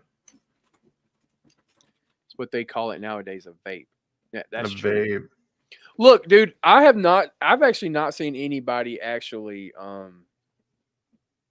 get one of those older vapes anymore that's got the I Oh, those are rarely see fucking. Those are high maintenance anymore, man. Or like this. Nah, no. not like No, that. no, Like no, the no. he's talking about like the fucking Walkman size fucking ones. Oh, Dante's That- got one, I think. Yeah, I Yeah, think I've like- seen Dante with one of I've those. seen Dante, and then I've seen somebody over in another company. Mine's do it not too too. big, really. That's Yeah. what, yeah, we know. This is my weed. It's okay. I, It's okay. It's okay. well, you know, T. Meltzer gets those Japanese women, Hammerbush. Oh, where they don't care about size. They just it's all an act for them. Dude, I mean, I don't give a fuck. I just fucking stick it in and come, and I'm done. I don't give a fuck if they come. It takes them 2 seconds, man. Fact. Is he in that? I don't even like Asian women. Fuck that. Wow. That's my brother. Wow. So you just go over there just to get like you just go over there and get pussy and you don't care? He just hate fucks. I find the white Asians, and if I want to hate fuck, I'll hate fuck. Asian. What? The white Asians. You've never seen a white Asian? Where? I don't know. Probably over there Find in me Japan. Or one, something. T. Find me one. And by the way, I'm googling it right now. Ladies and gentlemen, we are looking EMP and UWO are looking for more people to make commercials for these shows. I think they're a great breaker. There is a such thing. Is such thing? Yeah, like so apparently Google says that you could be like your dad could be like full white and your mom's like half Asian, half white, and yeah, you're a white Asian. Oh, you're talking about a mix. I thought we were going How the into fuck are we crazy. I thought we were Hey, going he into is crazy. right. Wait a second, that is true. Dante Yeah, Black Dante- has a little bit of Asian in him. Yeah, not just his dick. Okay, that didn't. Let's not. He's got a little bit. I'm dead. What kind? Gizmo, this is what we have to put up with. We have too many sexual See, innuendos. Gizmo, I told you we got to get a counter of how many times we can break fucking Bear tonight. I mean, that's actually. I'm sorry to say, that's quite easy. He is a whore, you know. So easy to break Bear. I fucking love it. That's what I'm saying. We got to get a counter how many times we break him. It's funny as shit. Lane Kelly's like, what? Turn into Wajins. I'll show you. It sounds Wajin sounds like a form of white raisins. Well, I mean, just like there's fucking white Africans. That's called albino, Yeah, sweetheart. Okay, thank you. See, that's what I thought. That's what I thought he was going with. I'm like, is there albino Asians? Yes, there's an albino That Asians. makes no sense whatsoever. I mean, yeah, it's real. I guess so, man. That's There's white wacky. people over there in Japan shit Oh. too, because it's not just fucking Asians running around trying to sell you white rice and shit. I mean, they don't know. I guess you do consider them Japanese, not Asians. I mean, oh, wait. Chinese. There's Chinese, and then there's Asians, and Japanese, Koreans. Vietnamese. Yeah. Filipinos? Do we put them in there too? Yep. Yeah, technically. Chinese Mexican hybrid? I don't know. Oh God. Anyways, another Where? commercial, ladies and gentlemen. You coming? If you're a basic bitch and can't figure out what you want to do for your upcoming gimmick, or if you're somebody who's of the dark generic character 1999, look no further. EMP and UWO has a special for you. Just for $10.99 a month, you can get your full subscription. And this subscription also allows you to get some nice goodies, like here, this nice little mascara for all your eye cover needs. If you know you need to pop out that eyes, or if somebody hasn't jerked off and put the cum in your eye. But I digress. And then you have also lip gloss. Comes in 3s. You got your black, your blue, your purple, and even your red if you're just looking like as if you want tampon lickings all over your face. But the best part of this package deal is all of the generic paint that you could possibly muster all over your face. Because why did she buy let's generic? face it, if you want to be a dark generic character, you're going to need something like that. And wait no further. And if you buy your subscription now, you get a free package of paintbrush to go along with your paint palette. Don't worry, UWO and EMP guarantees that you'll be looking good unless you're certain wolves that look like Crayola gangbang their face. But look no further, $10.99 a subscription a month here in EMP or UWO for all your basic Derek character package needs. And if you buy one subscription extra, we You're might wrong for throw that, in BG. some eye contacts. So just call 1-800 I'm a hoe to get your subscription and your paint needs. I tell you what, you get her to do more commercials, I might come. To EMP? What? Oh, wait, never mind. Sorry. I got excited when you said come. Oh, I'm sorry. Didn't mean to. I'm dead. No, bro. I think she'll be coming for only one person. Oh, man. But he's got different personalities, so are you really coming for more than one person? I mean, Just think about that. Whenever you fuck a bitch that has multiple personalities, aren't you fucking multiple different bitches? Jesus Christ, does that mean I have multiple personality syndrome? Yes. I've only got 2 personalities, though. Well,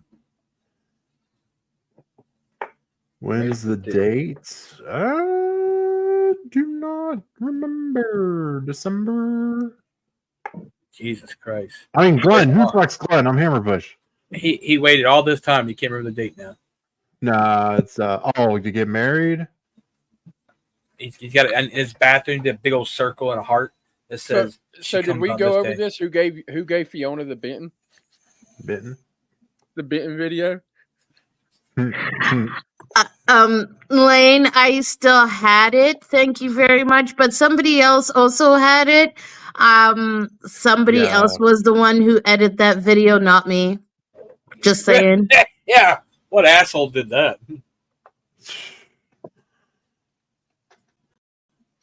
Anyways, ladies and gentlemen, we got to move on to our next matchup of the evening, which was LOD.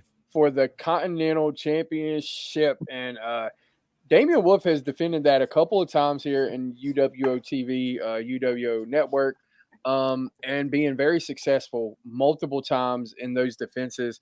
But tonight, we have a Clockwork of House of Fun match. For the Wait. Did you? Okay, hang on a second. Did I hear cockwork and not clockwork? Yeah. Clockwork House Cockwork. of Fun match. Clockwork.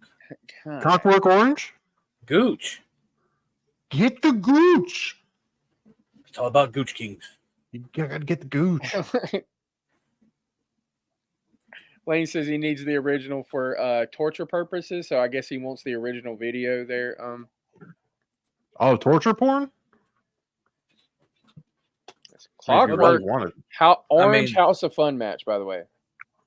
Clockwork Which, by the way, usually this is, a typical like weapons match, pretty much. But this one had a little bit of a twist, by the way. Each time, each like 2-minute interval, there would be a new weapon that drops down for either Damian Wolf or Toe of the Warrior to use. Instead of it just being there, you had a few weapons already there, but then a new weapon would drop down each time, which was kind of different. And I liked the little adage to that. I bet you did like that. How's your cock doing over there, he's saying that stipulation is stupid as fuck. I was agreeing with that, but hey. Hey, look, I ain't the one that picked it. Don't listen to him. He's an object, okay? He's just there for fucking. Wait, what? What? What? I'm talking about my cock. Hey, Melissa. Oh God. Speaking of fucking, Oh. She came in at the right time. Right time, right eye. Melissa, you see my cock? fuck. It's got lube Yeah. or baby oil. You see his cock? Cigarettes?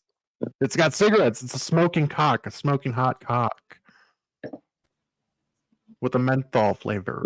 When he I'm in trouble. I'm in the doghouse, just so everybody knows.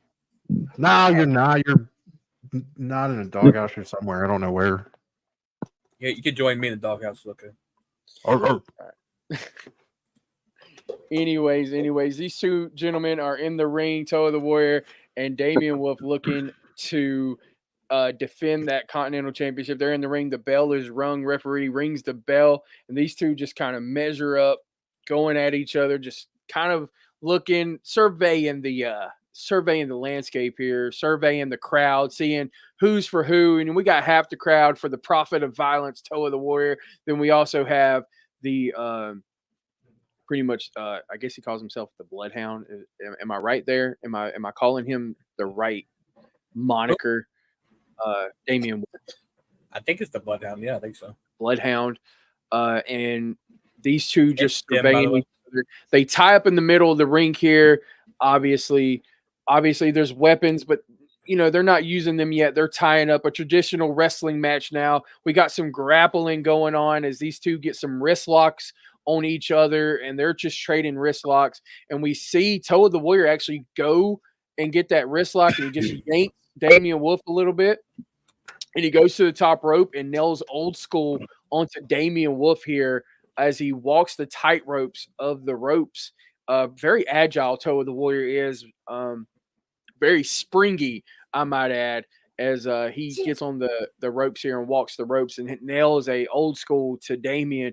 Toe of the Warrior picks up Damian and then nails him with a swinging neck breaker, then picks him up again and just pulls him in real close and just nails him with a nice clothesline. It looked like a somewhat of JBL's new clothesline to hell that he does instead of taking off running and hitting the Oh clothesline from yeah, hell. the one where he doesn't try to throw his back out. Yeah, the ripcord clothesline from a ripcord clothesline from Toe of the Warrior to Damian Wolf. Damian Wolf's on the mat. Toe of the Warrior picks up a chair and goes to put Damian Wolf's ankle in the chair, and he's getting ready to stomp it. But Damian Wolf just kind of slides his ankle out, slides out of the ring, rolls under the ropes here. Toe of the Warrior goes to the top rope and nails a moonsault to Damian Wolf, taking him out. Beautiful moonsault there. And we see Damian Wolf's just splattered onto the ground. We see Toe of the Warrior picks him up, bounces his head off the announcer's table here, and then he bounces his head again. And Damian Wolf's just all groggy. Toe of the Warrior then backs up a little bit, takes off running, and tries to hit a spear on Damian Wolf into the steel steps. But Damian Wolf kind of sidesteps a little bit. Toe of the Warrior goes head first into the side of the steel steps here, and you can see blood now pouring off the head of Toe of the Warrior. And Damian Wolf finally has the upper hand as he's catching his breath. He slams the head of Toe of the Warrior off the steel steps here, and then he Irish whips Toe of the Warrior hard into the steel steps. Toe of the Warrior goes flipping over the steel steps, and Damian Wolf gets on top of the steel steps and just starts chanting. The crowd just going crazy. The crowd's going crazy for Damian Wolf. Prophet of Violence is on the mat. Now, Hammerbush and Gizmo, you guys have seen Toe of the Warrior in y'all's career. Y'all know what Toa brings to the table here. It looks like Damian Wolf, after that little mishap by Toe of the Warrior here, looks like he's got Toa kind of on the ropes here. What are we expecting here? What from Toa? Is he going to? He's had let's be real. He had one of his biggest wins of his career, not like a month or so ago in UWO. So I mean, well, what can you expect from Toe of the Warrior here, guys? I mean, Toa the Warrior is a beast, though. You got to think about that. I mean, if you look at Toa the Warrior other places, I mean, like other companies, stuff like that, Toa the Warrior's been a world champion. I mean, if I remember right, he maybe was a champion heresy. If he went from here, I can't remember. He was the UWO World Heavyweight Champion a long Get that time too. ago. I was gonna say Yep, I was about to he get to was. that. I was about to get to that, but I mean, you got to think he's been world champion other places. I mean, he's no fucking slouch. You know what I'm saying? Toa the Warrior is very. I mean, you know, I've been watching his match for a long time. He's very impressive. So I mean, he's no slouch. He definitely is, but Damian Wolf is no slouch either, and he's No. showing that right now, guys. He's Dim about the upper. pronouns. Yeah, he is definitely showing that he's the Continental Champion for a reason, as he nails the imprint to Toa the Warrior on the outside of the ring here, and he picks up the steel steps and slides them in, and he takes the blood off of Toa the Warrior's um forehead here, and he puts an X on top of the steel steps where he's going to mark. Looks like he's marking where he's trying to put Toa the Warrior down, and he rolls Toa into the ring, and he pulls Toa the Warrior up, and he is, after he's marked Toa's blood on that with an X, he is going to try to hit a pile driver on top of the steel steps here in the middle of the ring, but Toa flips Damian Wolf over his shoulders and looks down at his blood with the X on it, and just he's looking at the blood like, what the hell has happened here? And Toa the Warrior just gets down off the steel steps. He picks those steel steps up and he rams it into Damian Wolf. Yeah, big old strong, just like adrenaline. Picks up those steel steps, nails Damian Wolf in the side of the head with it. Damian Wolf goes to the mat. And then Toa the Warrior goes to the outside. As we're doing that, we see the camera flash back onto Damian Wolf. We see a cut on the side of the head here of Damian Wolf. Damian Wolf is bleeding. We've seen a couple of weapons have now fallen from the ceiling here, and we see a bag, and in that bag, ladies and gentlemen,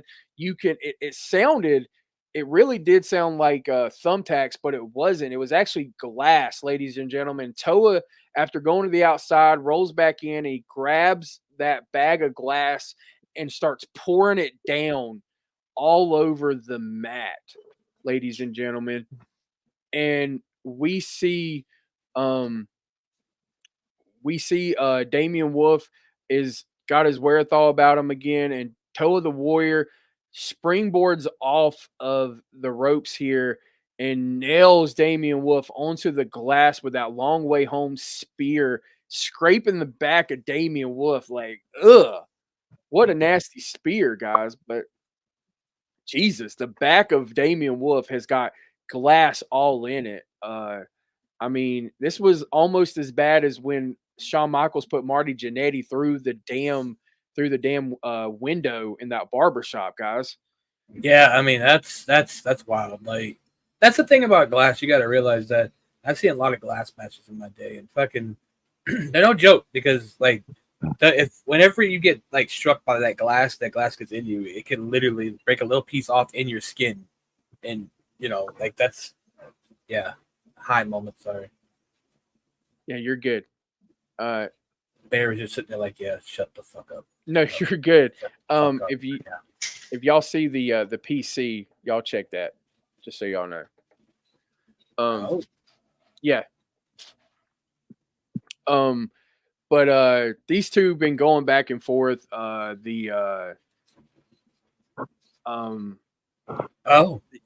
These two just, it's crazy. His back is all beaten up, guys. The referee's trying to pick glass out with those gloves on. But Toa the Warrior could not Toa the Warrior goes over there and he nails him with that ancestor maker, and Toa the Warrior just kept on with the violence to Damian Wolf. And he goes to hit that ancestor maker again, but Damian Wolf moves out of the way and then kind of hits like an X Factor onto Toa, onto that glass as well. And Toa's face just kind of goes head first into the glass here. And Yeah, it's wild, bro. Like I said, again, glass, dude. That's yeah. It's sharp. It hurts. It hurts. You know what I'm saying? Like, yeah. I don't encourage that fucking glass.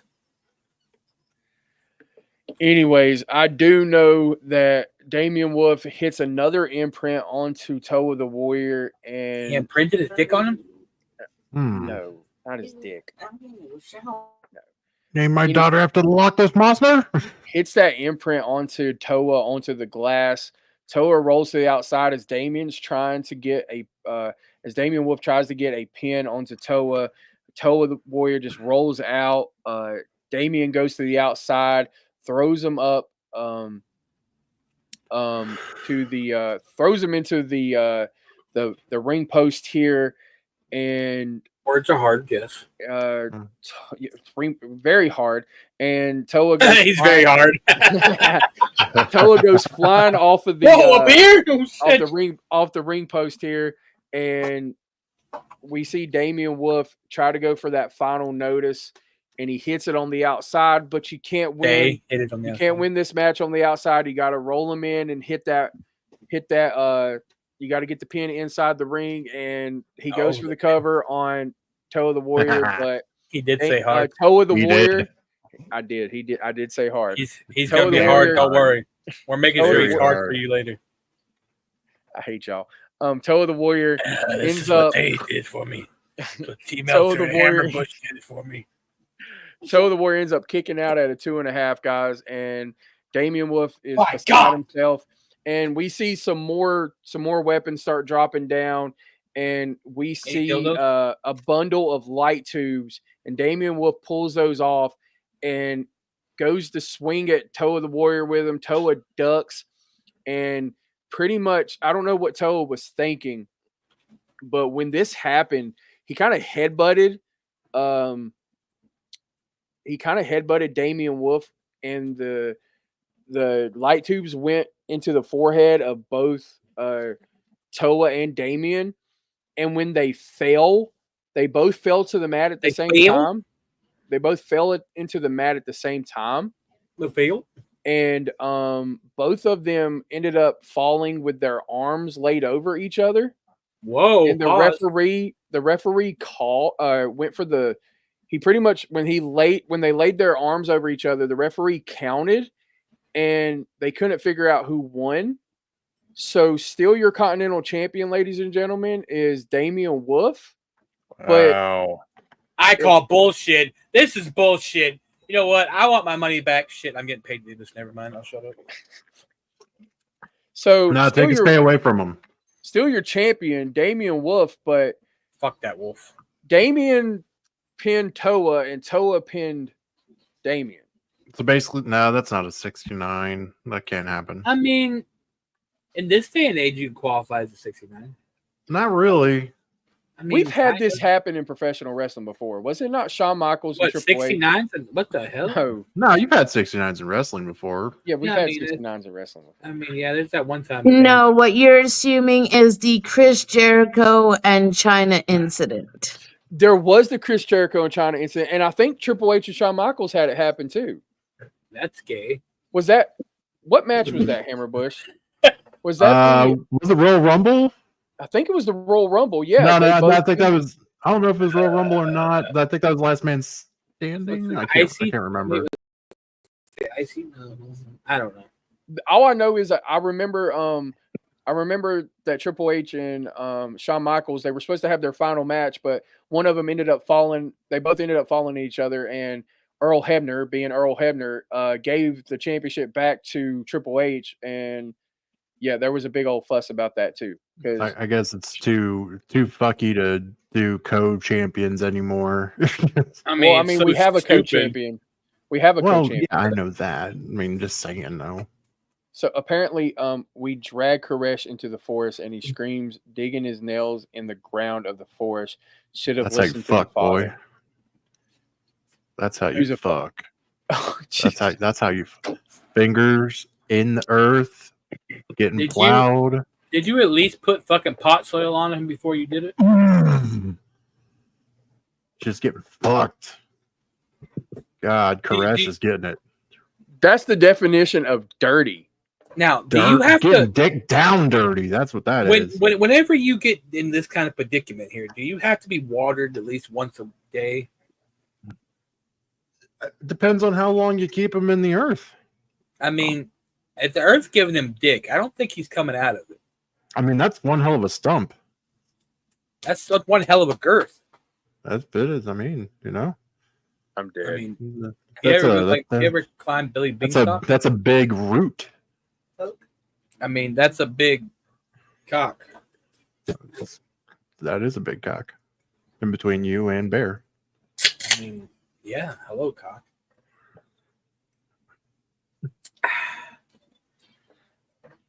That's true. That is. Hey, that bow is supposed to be EMP exclusive. Okay? You know, that's the exclusivity that we think right here, okay? We're going to start a EMP UWO exclusive tag team. Melissa, I am too sober for this. Yeah, this is definitely this is what you get on a UWO show. Anyways, let's go back to the when you named the UWO, did you think of putting the U and the W and the O? Let's go back to the baby oil, since the baby oil is definitely been used tonight.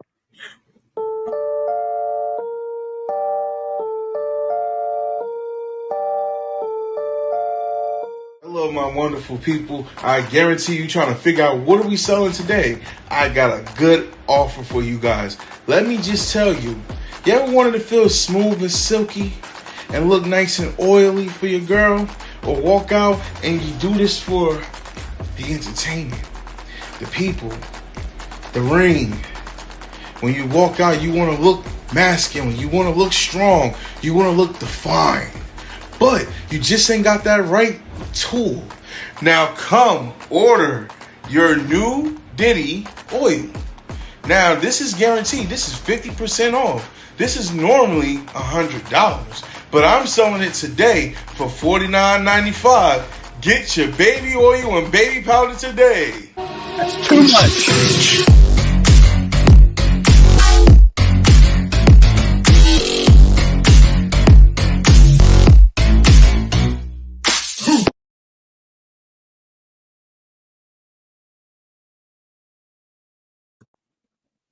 That's too much. And see, ours was a gift. Yeah. So I didn't have to pay that outrageous fucking price. True story. Mm-hmm. True story.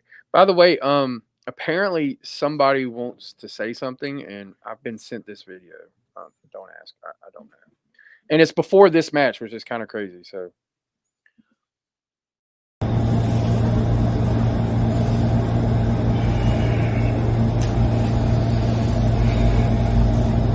Ladies and gentlemen,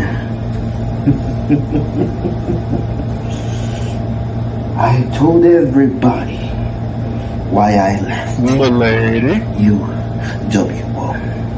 why I left to find myself, and I did. I found he didn't find himself tonight in the path of prosperity. He did have a good showing in the Battle Royal. Myself alongside the devil himself, and I found triumph in his wisdom. I found freedom in his word, and the bloody rose chose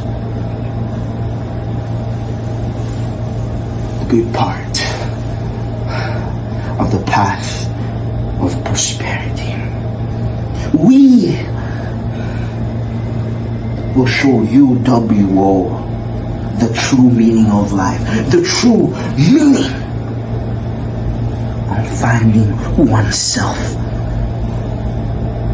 And everybody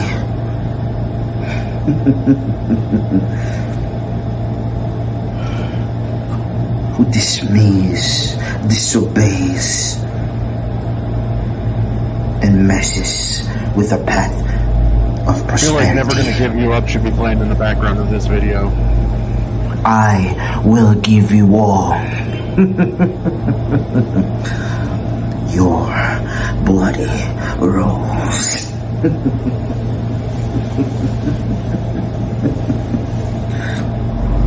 So see you all very, very soon.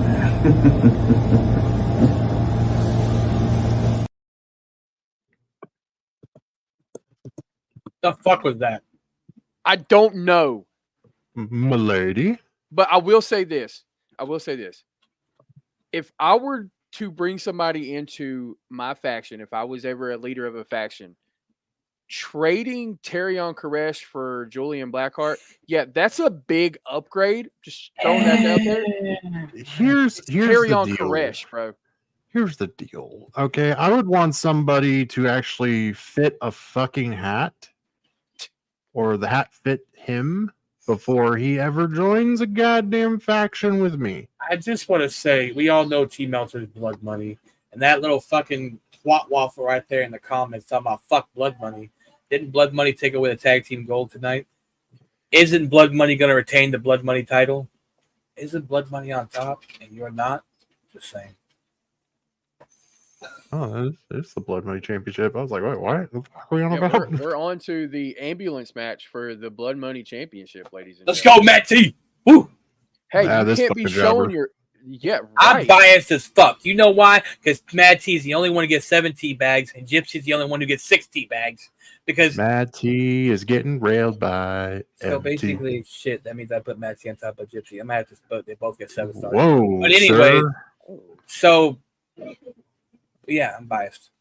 Well, Wow. I do know that this match started in the very back of the arena because Nathaniel Rage and Mad T just couldn't wait to get out to the ring. These two just kept going back and forth. There was Blood Money and the Colt going at each other in the back. There was a lot of chaos. Security ends up kicking the rest of Blood Money and the Colt out of the arena. What? For this match? Yeah, Bullshit. dude. Yeah. I'm just letting you know. They kicked them out. The masked man that helped Blood Money earlier was nowhere to be found. During at all. All I know is you had the tag team champions. You had the Colt. Why would T Meltzer know who it is? Why would I know who it is? I don't know. Why are you accusing me of shit? I don't know. Just Because you suck their dicks. Just because I get paid by Blood Money doesn't. I mean, it doesn't mean I'm Blood Money, but it just say I don't know everything. I don't know what Mad T does. That motherfucker. Well, you're cosplaying as Mad T tonight. Look at you. Yeah. He's my best friend. You even got the troll hair, chin dog, fucking hair, No, dude. look, I'm his stan. Leave me alone. Anyways, Fucking simp. Anyways, these two just went at it tip in the this back. Brewster. And we saw Nathaniel Rage hit Mad T with a screwdriver on top of the head, making Mad T bleed. We also seen a lead pipe to the ribs of Mad T. Mad T was writhing in pain when this happened from Nathaniel Rage. I mean, Mad T was getting worked over in the beginning of this match, and obviously it's anything goes because it is an ambulance match. The only way you can win is strap your opponent to a gurney or a stretcher and put them into the back of an ambulance. And yes, these went crazy, but I do know that oh yeah, there you go. We saw Dragon in the middle of this. We did see these two get a pep talk and last minute things here. That's going to be that was a good match. That was a good setup for the match tonight. Definitely all week long. Both of them going at each other. But Mad T was in trouble at the start of this match because Nathaniel was taking it to him. I think he might have broke a rib on Mad T. I'm not sure. T Meltzer. He was writhing in pain. Nathaniel Rage even had him on one of those. I guess it's some of the production setup, if I'm not mistaken. The the little rolling cases in the back, and Nathaniel Rage jumped off one of those and hit Mad T with the COD on the top of one of those. Yeah. I get my full attention now. I promise. Yes. Just like hit a COD on Mad T. Jesus. Through one of those. I think it's like a production case or something. Yeah, it carries on the audio equipment and shit. Yeah, dude. Like it just and Mad T's sprawled out. So Nathaniel rolls him out into the arena here in front of all the fans. Look at the blood he's dripping from. Dude, just from that COD. Mad T is dripping blood, and I mean he's the blood money champion for a reason. This is true. This is true, and I guess never Nathaniel was out for blood, and Mad got T, some blood. And even during this whole time, he wasn't Nathaniel was playing mind games with Mad T because what? There was some on the Titantron. There was a flash of Rose getting ready for her match multiple times, and it kept distracting Mad T. But he would also end up hitting a Devil's Deal multiple times, and it looked like Mad T was done with. But Mad T ended up, I don't know, kicking out of whatever he was in, the spell or whatever, kind of, and sees his own blood, and he just wipes it off his face, and he kind of goes ham on Nathaniel Rage. You don't talk about Rose. Yeah, I heard him. You heard him yell it. He's yelling it. He definitely said, "Fuck BD30." Oh God, don't say that. Oh God, don't say that. He won't say that. Don't right. say What that. the fuck, Mad T? You crazy bastard. He went ham on Nathaniel Rage, hitting Nathaniel Rage with a COD of his own onto the ramp here. You see Nathaniel Rage is yelling, "You shall bleed for me, T. I swear, I shall choke on your own." What the fuck? He wants to choke on Mad T's dick. Choke on your own blood. My bad. There was nothing phallic there. I do know this. These guys just kept fighting everywhere, and it's a blood feud. The barricade got reinforced again, but this time it got broken again by Mad T and Nathaniel Rage. They've been the FBC and security have been very, very they've been diligent in trying to get these things fixed in between matches, but the barricade keeps getting broken, and this time they just said screw it. They're just going to leave it broken, and we see Mad T finally get another hits Nathaniel Rage with another COD, but this time onto some thumbtacks, and we see Nathaniel Rage's face has thumbtacks all in it.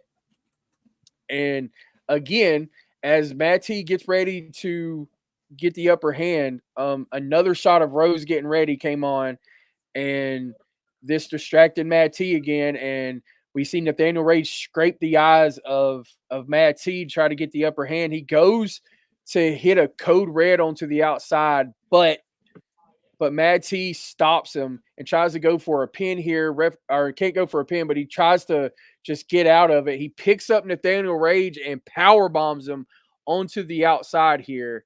And we see they're yelling. They're yelling at each other. Dude, they are just yelling hate at each other. And Mad T spits blood in the face of Nathaniel Rage. Dear God. That's pretty disgusting. I mean, it was looking like Swerve hates. No bullshit. If someone spit their own blood in your face, that is a true disrespect. Fuck you. Like, I'm breaking your fucking jaw.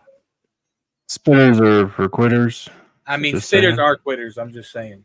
You know, just shows you how much of a bitch Mad T is. Whoa. Swallow like the good this ain't no cybersecurity. You can't be out here just throwing low blows like that. The fuck cybersecurity?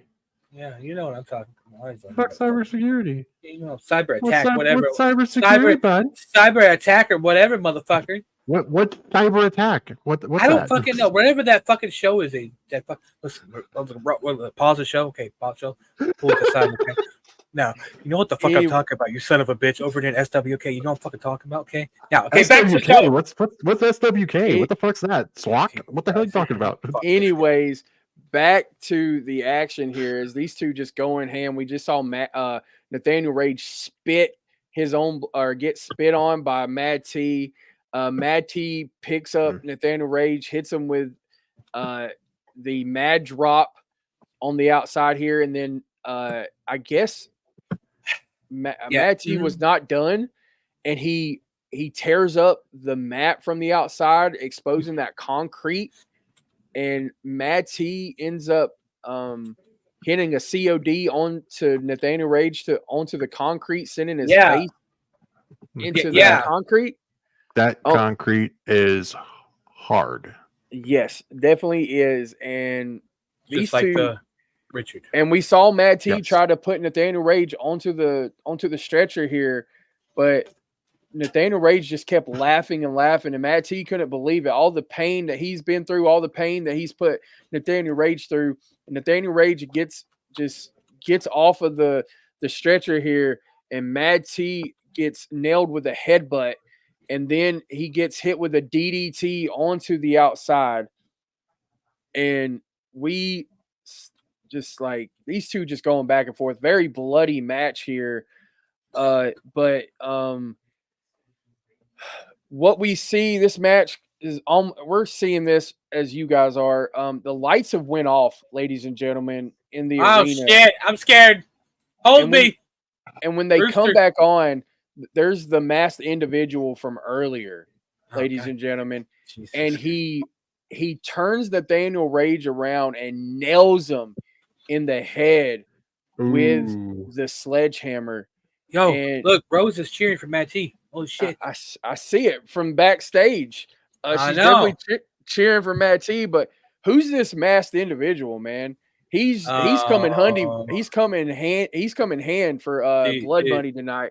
And he picks him up again and hits the devil with the sledgehammer again. And Nathaniel Rage is still laughing, ladies and gentlemen.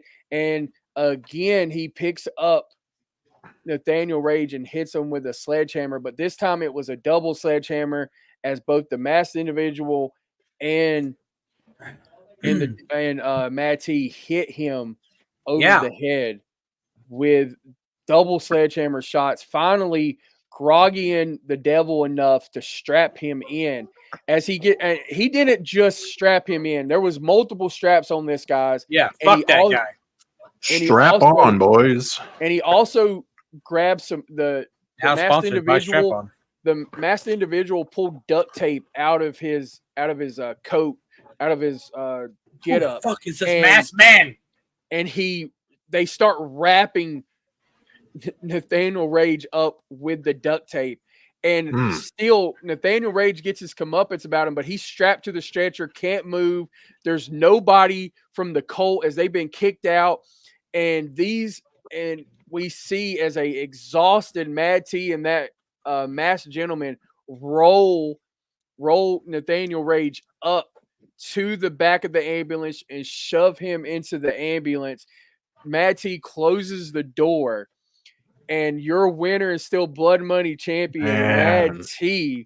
Let's fucking go. Yes, you saw Mad T crawl to the top of the ramp, and he just raises his arms in exhaustion as he falls on the mat onto the ramp here. Yeah, as he's doing so, Nathaniel Poop.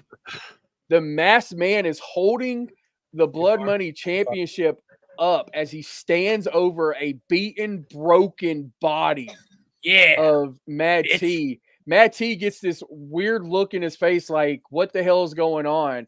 And then he just starts laughing, blood coming out of his mouth as he laughs. The masked man takes off the mask, and none other than a returning Kevin Wolf. Oh my God. Has helped Blood Money control the faction war here in UWO and has helped Mad T take out Nathaniel Rage. But as this is going on, guys, we see as the ambulance drives off with the sirens, the the doors explode open, but he's just laughing, bleeding, and Nathaniel Rage has gotten off the stretcher and he's just laughing, and he just starts pointing at Mad T and the Masked Man. This is crazy, dude. Not a good night for the Cult, though. I'm just saying. I told you, Blood Money over Colt. I'm just saying. But what else did it say? Just saying. Keep trying. But still, Nathaniel Rage, Mad T like 1200. Nathaniel Rage, zip. Insane. Blood Money continuing their Blood dominance Money here. wins. Kevin Wolf, ladies and gentlemen, both times tonight, coming in handy. Kevin Wolf, good job, buddy. We planned it out perfect. I mean, you did this perfectly. Wink, wink. If I didn't know Hammerbush and Gizmo, T. Meltzer has got a hard on for. He has a massive raging hard on for Mad T. If you only fucking knew. I bet you that raging hard on is standing about 2 inches right now. Here's the thing. Mad T is a spitter, which therefore Meltzer loves spitters, which makes no fucking sense in this goddamn world. Who fucking loves a spitter? Who? Nathaniel Poop. Nathaniel Poop. Do you? No? Fuck no. I knew my cock didn't like spitters. Spitters are quitters, okay? Okay, Bear, stop spitting, Bear. Just like Mad T. Fucking quitter. You know what? Listen. What? Listen. What? You listen. I am Mad T, his advocate. And you know what? You keep running your mouth. You get your client, I'll get my client. We'll settle this. My client? Doug Glenn Sexton? Yeah, man. You don't understand. Hammerbush He would shove Glenn your head and Mad T's head up each other's asses. And then he would try. And then I heard he's gonna butt fuck you. No baby oil. All Diddy. Who's butt fucking me? Yeah, you know. See, you don't understand something. Yeah. Hammerbush is actually very critical of Glenn Sexton. I bet. He's got a raging Hammerbush has went to town on Glenn Sexton before on commentary. Yes. He is not biased whatsoever when it comes to Glenn Sexton, man. Yes, I will tell you when he's a piece of shit, and I will tell you when he's doing good. Unlike you, who is just tweezering Mad T's dick and just pounding it with your tongue right now. You sound jealous because you get no tea bags. No, that's all right, sweetheart. I don't need tea bags. Yeah, you do. Nah. Yeah. Nah. Hammer out that bush. Right. Yeah. Nah. Let's see the Bloody Mary. See the Bloody Mary. God, it makes me want a Bloody Mary now. Yep, let's see it one more time before our co-main event, ladies and gentlemen. Excuse me, Jesus Christ. Down to the last 3 matches here. Devil came out of me. The following announcement has been paid for by the Juggalo World Order. Is it the middle of the card and there's a bunch of fucking cucks in the ring that you really don't want to watch? If so, make your way up to the restrooms, relieve yourself, and stop off at the concession stands and grab yourself a patented Bong Daddy Bloody Mary. That's right. A little bit of the good stuff and a little more. Gotta add the cream of the crop when it comes to Bloody Mary mix, and don't forget about the little pickle juice. And I'm not talking about what comes out of Nicholas Ryan's pecker. Does he even have a pecker? I don't know. You have to ask Dolly. But anyways, stop on up for the low price of $9.99. You can get a patented Bloody Mary, courtesy of BD30. If you know,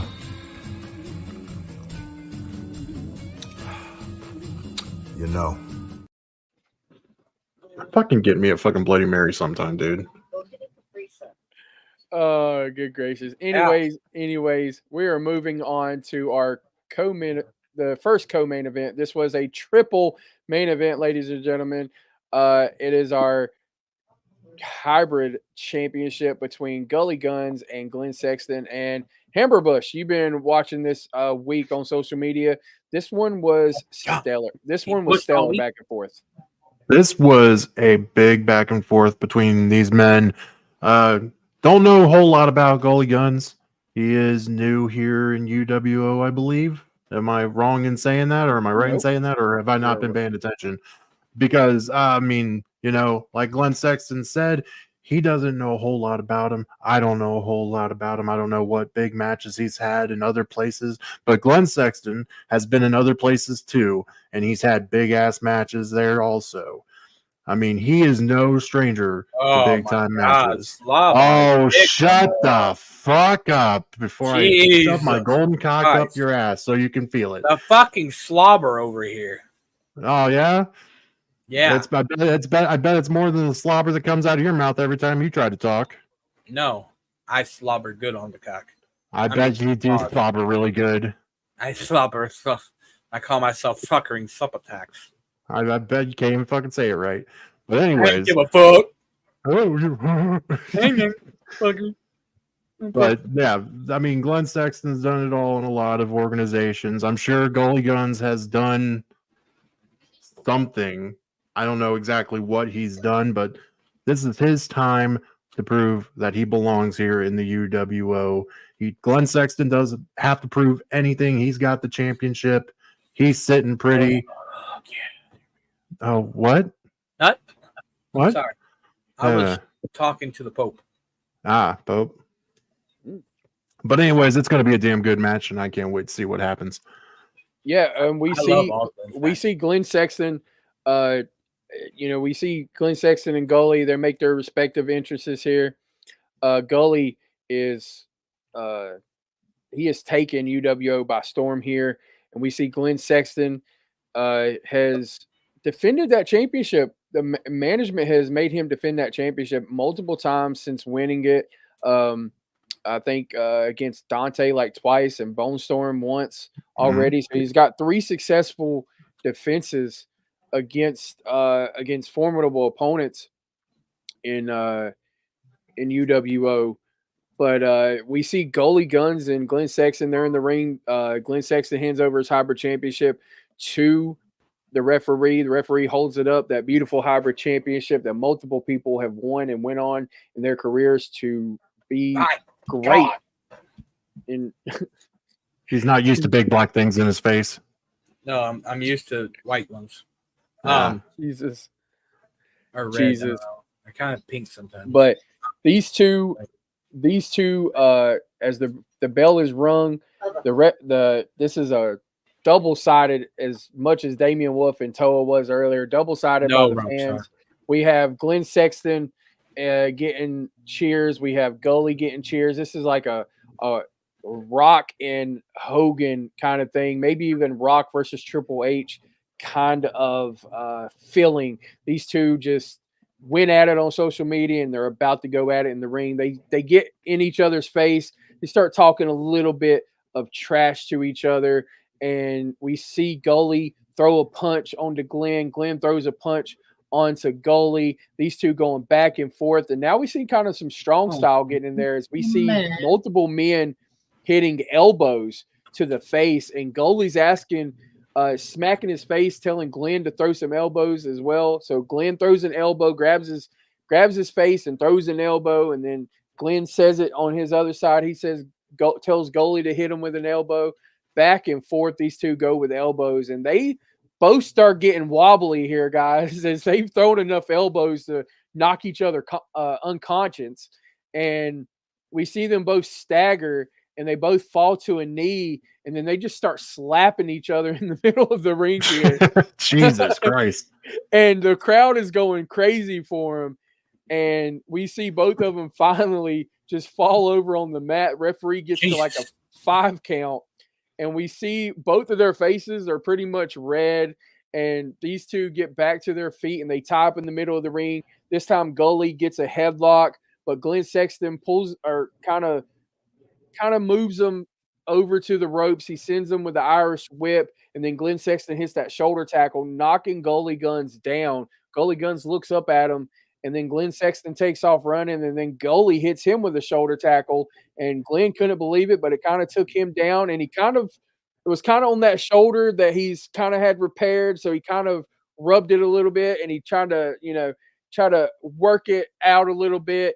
And that's when Goalie Guns took advantage and started working over that shoulder of Glenn Sexton. And Hammerbush, that small little shoulder surgery that Glenn had, he worked himself back into to be ready for this match. But Yeah, I'm actually surprised they allowed him to wrestle, because this I heard the details of that surgery, and I'm surprised they cleared him. me too. But Glenn went to. I have word on that. I was part of that meeting, and Glenn Sexton had said, "No way in hell is he staying on the sidelines. It's his title. Go fuck yourself. He's going out anyway." Oh, that sounds like something Glenn would say to management and to the doctors of UWO. But he's kind of that arm kind of look. He's working over that arm. He grabs the arm and just yanks it down after a wrist lock, and then he puts it behind his back, and he Behind does his like dick. he grabs the arm and does a backstabber to it onto the mat here, and Glenn Sexton just kind of rolls out, grabbing that shoulder, and that had to hurt. Oh yeah. And Goalie's taking advantage, and he grabs the arm and just slams it on the barricade here on the outside. And Goalie is attacking that arm, and rightfully so. If I saw somebody have a damaged limb, I would do the same thing too. Yeah, you got to do what you got to do to win, man. Like, well, you Goalie's see a definitely chink in the doing armor, that. you go for it. Well, he's found one, and then he grabs the arm again, and then he slams it onto the steel steps. Jesus, that had, I mean, that definitely hurt. As Glenn Sexton's arm, you can hear it just smack across that steel steps, and we see Goalie get the arm and just he throws it around the ring post now, and he's got Glenn on one side. He's got Glenn on one side, and he takes both arms and he pulls the shoulder onto the ring post here, and Glenn is writhing in pain. That had to hurt. He just grabbed his shoulder and just hit that ring post with it, and we see Goalie rolls Glenn Sexton back into the ring. Goalie tries to roll him over, get a cover, but Glenn's able to use that other arm of his, that good shoulder of his, and he raises it at 1.5, and then Goalie locks in a leg lock here onto, or not a leg lock, but a shoulder lock. He's kind of got it Shoulder like this lock. right. Shoulder like this lean. right. He's got it kind of like positioned behind his back, and he's, Glenn's trying to get out of it. Referee's asking him if he wants to quit. Glenn's screaming, "Hell no!" No, at the referee. no. And Glenn's finally able to get back to his feet. He nails a elbow to the gut, but when he does, he uses that arm to get free. And as he does it, it kind of hurts a little bit. He cringes. Goalie nails a clothesline that takes Glenn Sexton down, and then he goes to the top rope as Glenn's getting back to his feet and nails that sniper's nest to Glenn Sexton. My God. And he goes for the cover. 1, 2, no, kick out by Glenn Sexton. Oh my God. What a match, dude. That's a good match. Goalie is taking advantage of that shoulder, and I knew it would come into play. But early on in this match, I haven't seen Glenn Sexton worked over this much in a long time, other than apparently some sex tapes that have come out between him and his wife. So, oh, you've seen those? No, I heard about him. Oh, you heard about it. Yeah, I heard about it. Oh, I heard that she worked him over pretty good. Those were immaculate. I tell you what. Immaculate videos? What? I missed immaculate, man. Like, I've never seen somebody squirt so much. Jesus ever. Christ. Was it creamy? No, it wasn't creamy, but it looked like it was going to be. Anyways, wet pie. These Goalie has just hit that eclipse. He doesn't get upset with the referee, telling him to count any higher or any faster or nothing. Goalie just gets back up and he goes for that shoulder again. And as he gets the wrist lock again, Glenn just kind of, with adrenaline, throws the other arm with an elbow to the face, knocking Goalie super back. hard or hard? Knocking Goalie back. And with all his strength and adrenaline, out of nowhere, Glenn Sexton nails that shotgun lariat with his left arm, but it's that good arm of his, and it doesn't really hit as good as his other arm, but he definitely hit him, and he goes for the cover, but Gully was able to kick out at 2 here, guys. And we see Glenn Sexton finally get the wherewithal. He's starting to punch that shoulder a little bit. And it start like he's just trying to wake it up. And he kind of just like, I guess you could just say he's just kind of in the sense of the business, it's called hulking up, but he's getting the crowd behind him. He's starting to get, and he's starting to throw kicks on Goalie Guns. And as he's throwing the kicks, he then gets to the side of him, starts throwing elbows in the side of Gully Gun's face here. There, you see backstage there, fucking Daniel Rage and Mad T are screaming and yelling in the back. Gizmo, get your security already on it. Get them they're apart. fucking going at. They're trying to fucking fight in the back. I know, dude. I know. Look, see, fucking attention whores. I'm telling you. That motherfucker said, "I am God to you." Jesus Christ, y'all are going crazy. What are you gonna do? What is J Money gonna do with those two? I don't know. We'll figure it out. We will figure it out. Damn it, J Money. I mean, Bear. Fuck. You know what I meant to say. Fuck. I don't know what they're going to do. What I do know is Glenn Sexton's laying elbows into Gully now, and he's got the crowd behind him. And Gully gets back up to his feet. Glenn Sexton takes off running, nails like a little flying elbow to the face of Gully, a la Bray Wyatt with that flying elbow that he did to the face of Gully Guns. I thought he ended up. Glenn Sexton then nails that G trigger onto Gully Guns, and then he hits another G trigger again, and he covers Gully Guns 1, 2, but no, Gully kicks out. Holy hell! Hell yeah, Dear Gully! God, let's go, Gully! Woo! Beat that fucking Sexton bitch. But Glenn Sexton gets isn't mad at the referee either. He just keeps going, and he picks up Gully Guns, and he's going for that good night, sweetheart, that spirit bomb, ladies and gentlemen. But Gully gets out of it and flips Glenn Sexton over him. He sits down, grabs the legs. He's got him in a pin. 1, 2, but no. Glenn Sexton moves Gully out, and he goes for a pin. 1, 2. It's a pin back and forth. They're just getting 1s and 2s. The crowd is going crazy, and these two just going back and forth trying to pin each other, but they can't. And we see both of them go for the same thing as they headbutt each other, and they both fall to the mat. The referee just starts counting. They get back up, and we see it's like an 8 or 9 count. They finally get back to their feet. Both of them pulling on the ropes to get themselves back up after that nasty headbutt. And Glenn Sexton again goes for this time running G trigger. Gully moves out of the way, and he catches him for a capture suplex off a rebound off of the him missing that as he ran into the ropes. And then he sets him up for the NRA, that clothesline from hell, but Glenn Sexton ducks it and hits his own, this time with that arm he tried to wake up earlier, and he nails it flush, and he goes for the cover again. 1, 2, but no, Gully kicks out barely at like 2 3/4, and he can't believe it. He's beside himself.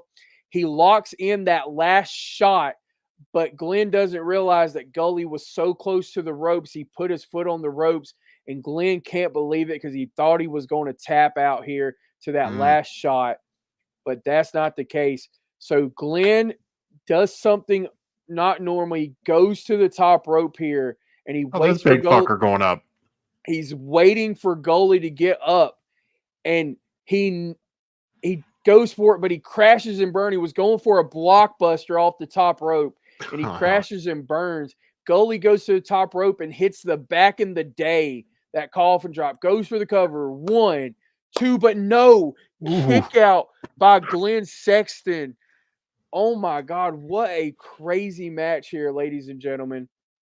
And we see it. Gully Guns is ready. He's just readying up that NRA this time. Match, I tell you what, holy shit.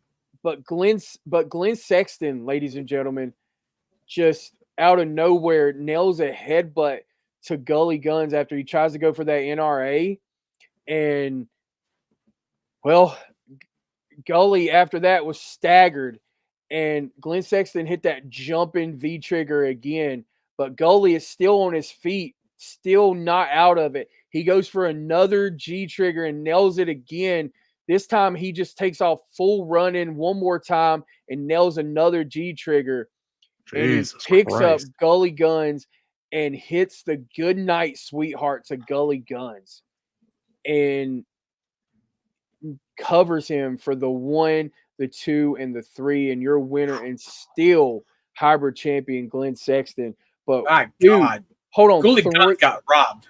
3 G triggers and a Gully good Guns night got sweetheart to Hey. put Gully down. He got robbed. That He got robbed. I'm protesting. that was crazy. That just shows you how much Gully has come along. This is only it is his second loss. He's still got a winning record here in UWO, but he has beaten Toe of the Warrior and some other formidable people, and he just took Glenn Sexton to the limit and worked over that shoulder as well. I mean, I don't think this is over. I really don't. I can see this. I can see this continuing. I can see Glenn Sexton versus Gully Guns one more time. I would love to see it. I don't know about you guys. I'd love to see it. Yeah. I mean, yeah. This time, Gully Guns don't get robbed. He was robbed, I tell you. Fuck that referee. And lights went out again, and Oh. apparently, D&B is standing at the top of the ramp clapping for his brother Sexton. Ladies and gentlemen, the last time we saw D&B, he had to leave because of a legit heart issue. Maybe he's got some good news. Maybe he might be returning to UWO as well. Maybe That'd the be doctors awesome. have cleared him. We won't know until we know, ladies and gentlemen.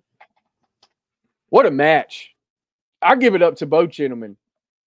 Yeah, damn good match by both men. I honestly saw Gilly or Gully, whatever the hell you want to call him.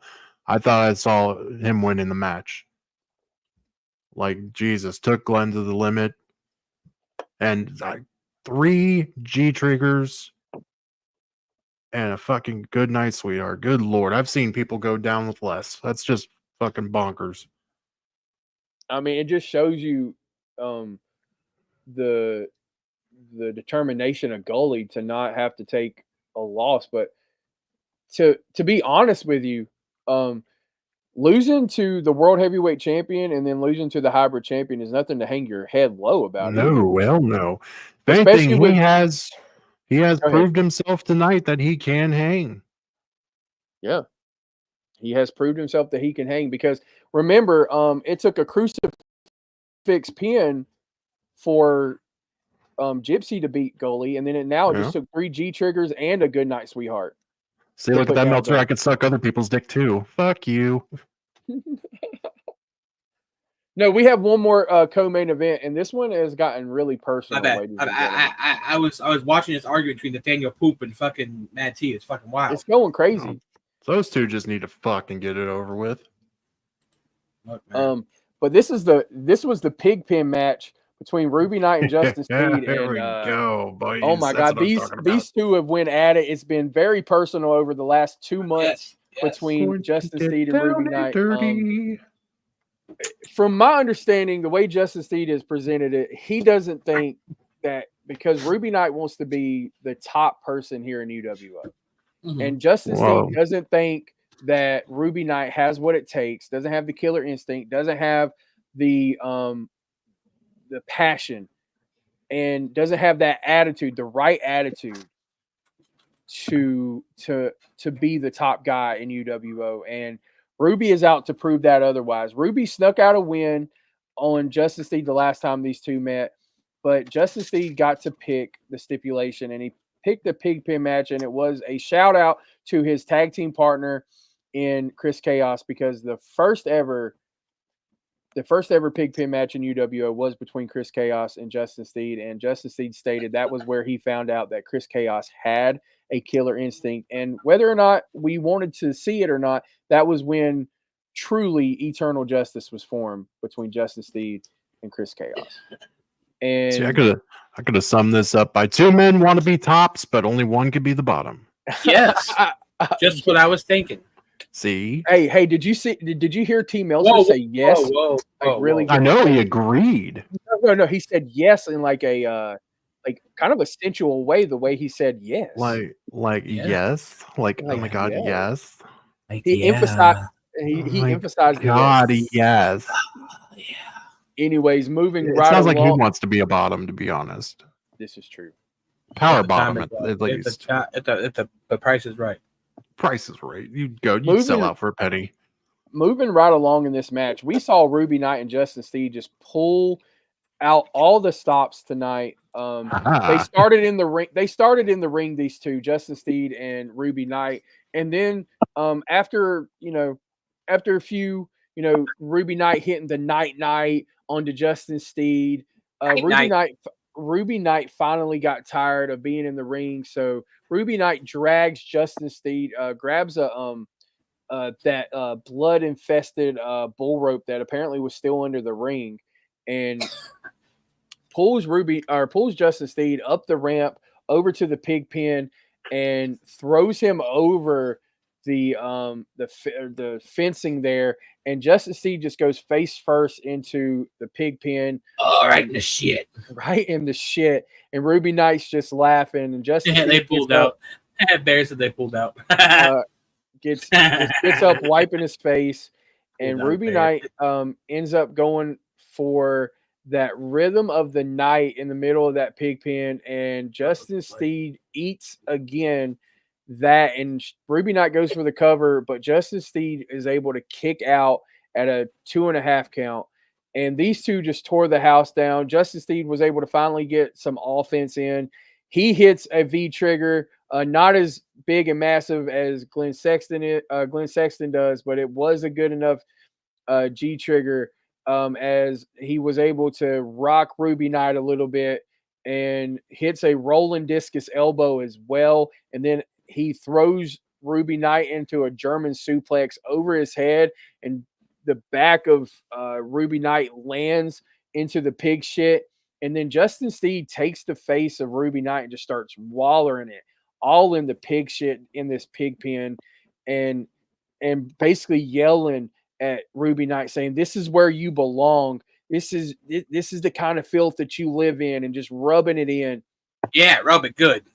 And we see Justin Steed pick up, gets some of that wood off of the fence, just rips it off and just wails on Ruby Knight on the back of Ruby Knight here, and just keeps breaking it, and finally breaks it into a couple of pieces. And then Justin Steed grabs the head of Ruby Knight and just slams Ruby Knight on top of the on the top of that. And I'm guessing, didn't we see Chris Chaos do that to or Ryan Mayhem did that to, or Chris Chaos did that to Ryan Mayhem earlier or something like that, where they just threw through his trachea. Well, Justin Steed did the same thing to Ruby Knight, just threw his throat onto the piece of wood, and it just stuck. The wood just stuck in the shit, and Justin Steed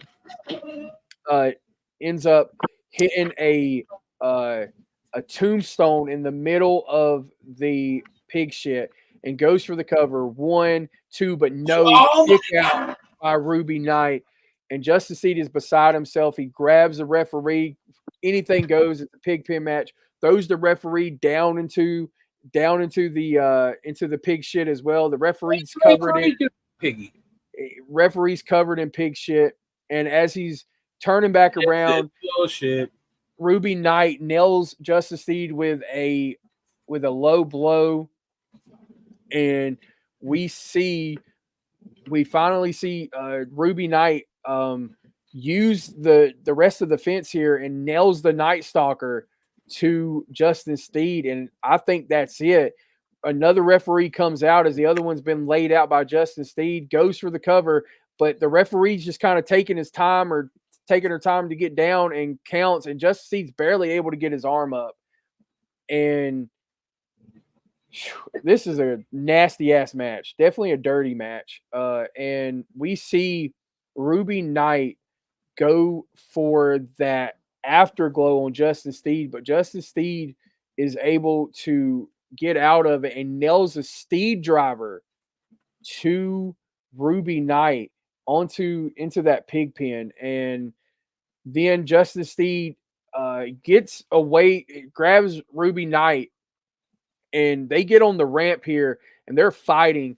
And Ruby Knight goes for that night again, but Justin Steed catches and throws Ruby Knight over his head onto the ramp here. Justin Steed then throws Ruby Knight into the Titantron. The Titantron kind of goes haywire for a second, and Justin Steed spears Ruby Knight through the Titantron here, and Jesus, and it explodes, dude. Just explodes. And Justice Steed is trying to go for a cover, and I can't believe this, but Ruby Knight kicks out again at like 2 3/4 here. And Justin Steed is sitting there trying to figure out what he needs to do, and he's got Ruby Knight setting up, barely able to walk, is setting up for a J Driller onto the ramp here, but it doesn't even happen as Ruby Knight is able to throw Justin Steed over, and then Justin Steed is right there near the ramp here, and there's some tables just sitting there. I don't know what they're for, and Justin Steed it looks like Ruby Knight's getting ready to set up Justin Steed off of that, but Justin Steed just rolls Ruby Knight up and grabs the tights, and the referee counts 1, 2, and you're 3, and you're a winner, Justin Steed. And he has to use the tights to get the win on Ruby Knight, ladies and gentlemen. Mm-hmm. Well, did you expect him to win clean after fucking rolling around in pig shit?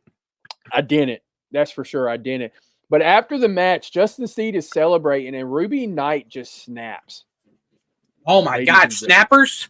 No, just snaps. Nails Justin Steed with the night. Security tries to slow him down, but that does not work. Justin Steed's out. Ruby fights the security off with a chair, just starts railing on all the security here. He nails Justin Steed again as he tries to get up and nails him with the chair over the head, and then he puts him on those tables.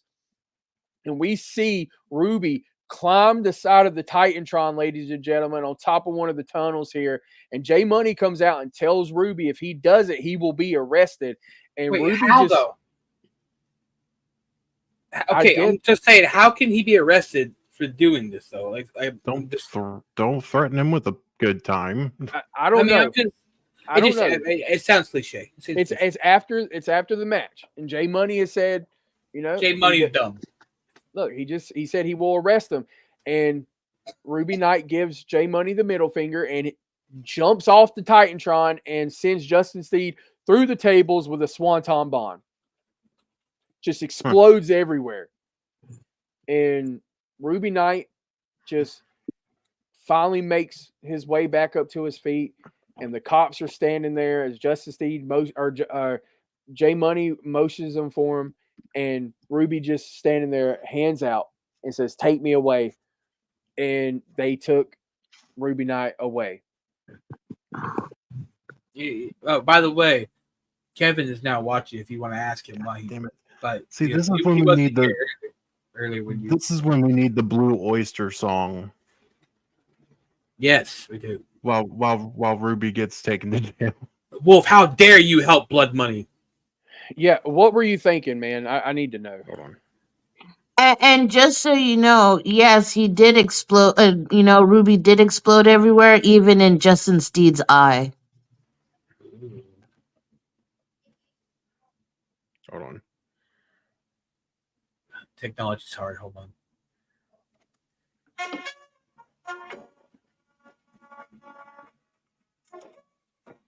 All right. Ladies and gentlemen, it is time for our main event of the evening. It is the UWO World Heavyweight Championship unification match in a Demons Lockdown now, ladies and gentlemen. Titan has asked for this, and it was granted. By the way, hold on one second. We go backstage, and we see Ruby being hauled off by the cops as he's laughing. But all of a sudden, Ruby breaks free from the cops for a second, runs off, and gives a Kinshasa to Dragon Razor and a super kick to Kingpin J. Cops grab Ruby just in time to carry him out of MGM Graham, and Ruby just goes ballistic and screaming out of pure anger. Why would what, man? Dude, what is Dragon Razor and Kingpin J did to anybody? They're just sitting back there. Look, no offense, they're sitting back there collecting a paycheck and getting. I mean, they're in catering. But as Gizmo, they have a lifetime contract.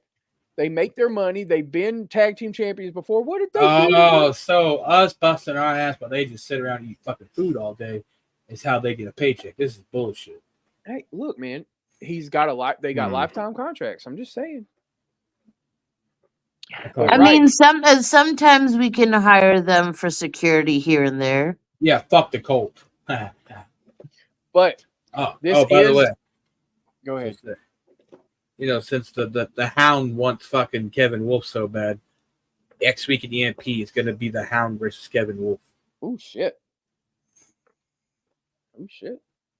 Storyline crossover. Come on, guys. Anyways, I might add, this is the unification of the UWO World Heavyweight Championship and the real UWO World Heavyweight Championship between the Tyrant Titan, who has BD30 himself accompanying him, and then the UWO World Heavyweight Champion Gypsy with Goat accompanying her. I have a question. Yeah. So, you know, I was out there in the 3 letters that we don't like to talk about around here. When I guess this real UWO title was started or whatever, I'm confused with the story real quick. You know, people don't know. Okay, so here's the story. A quick rundown real quick. Quick rundown of what is actually happening. When UWO closed its doors, the championship transferred over to Heresy. And at the time, there was one man who ended up pretty much winning that championship, and his name was Zelzabar. And he held it for the longest time. And then it kind of faded off into existence because God just took matches whenever he decided he wanted to, and he only defended the championship when he felt like it needed to be defended. Right. And well, in his last match, he faced off against Titan. He faced off against Titan. So this comment by Nathaniel Poop here. Fuck blood money. Want to be drug money ripoff. Why do people say that? I don't know.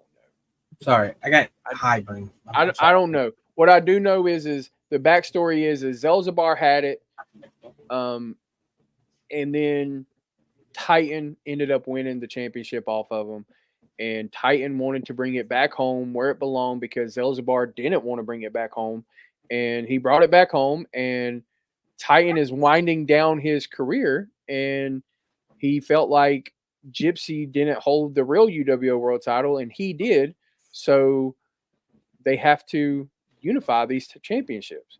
And the way Titan looked at it was, if he doesn't win, then he's ending his career. So what you're saying is that Rose is walking away a new unified champion. We shall see. No, I mean, I have faith in her. I have total faith in her.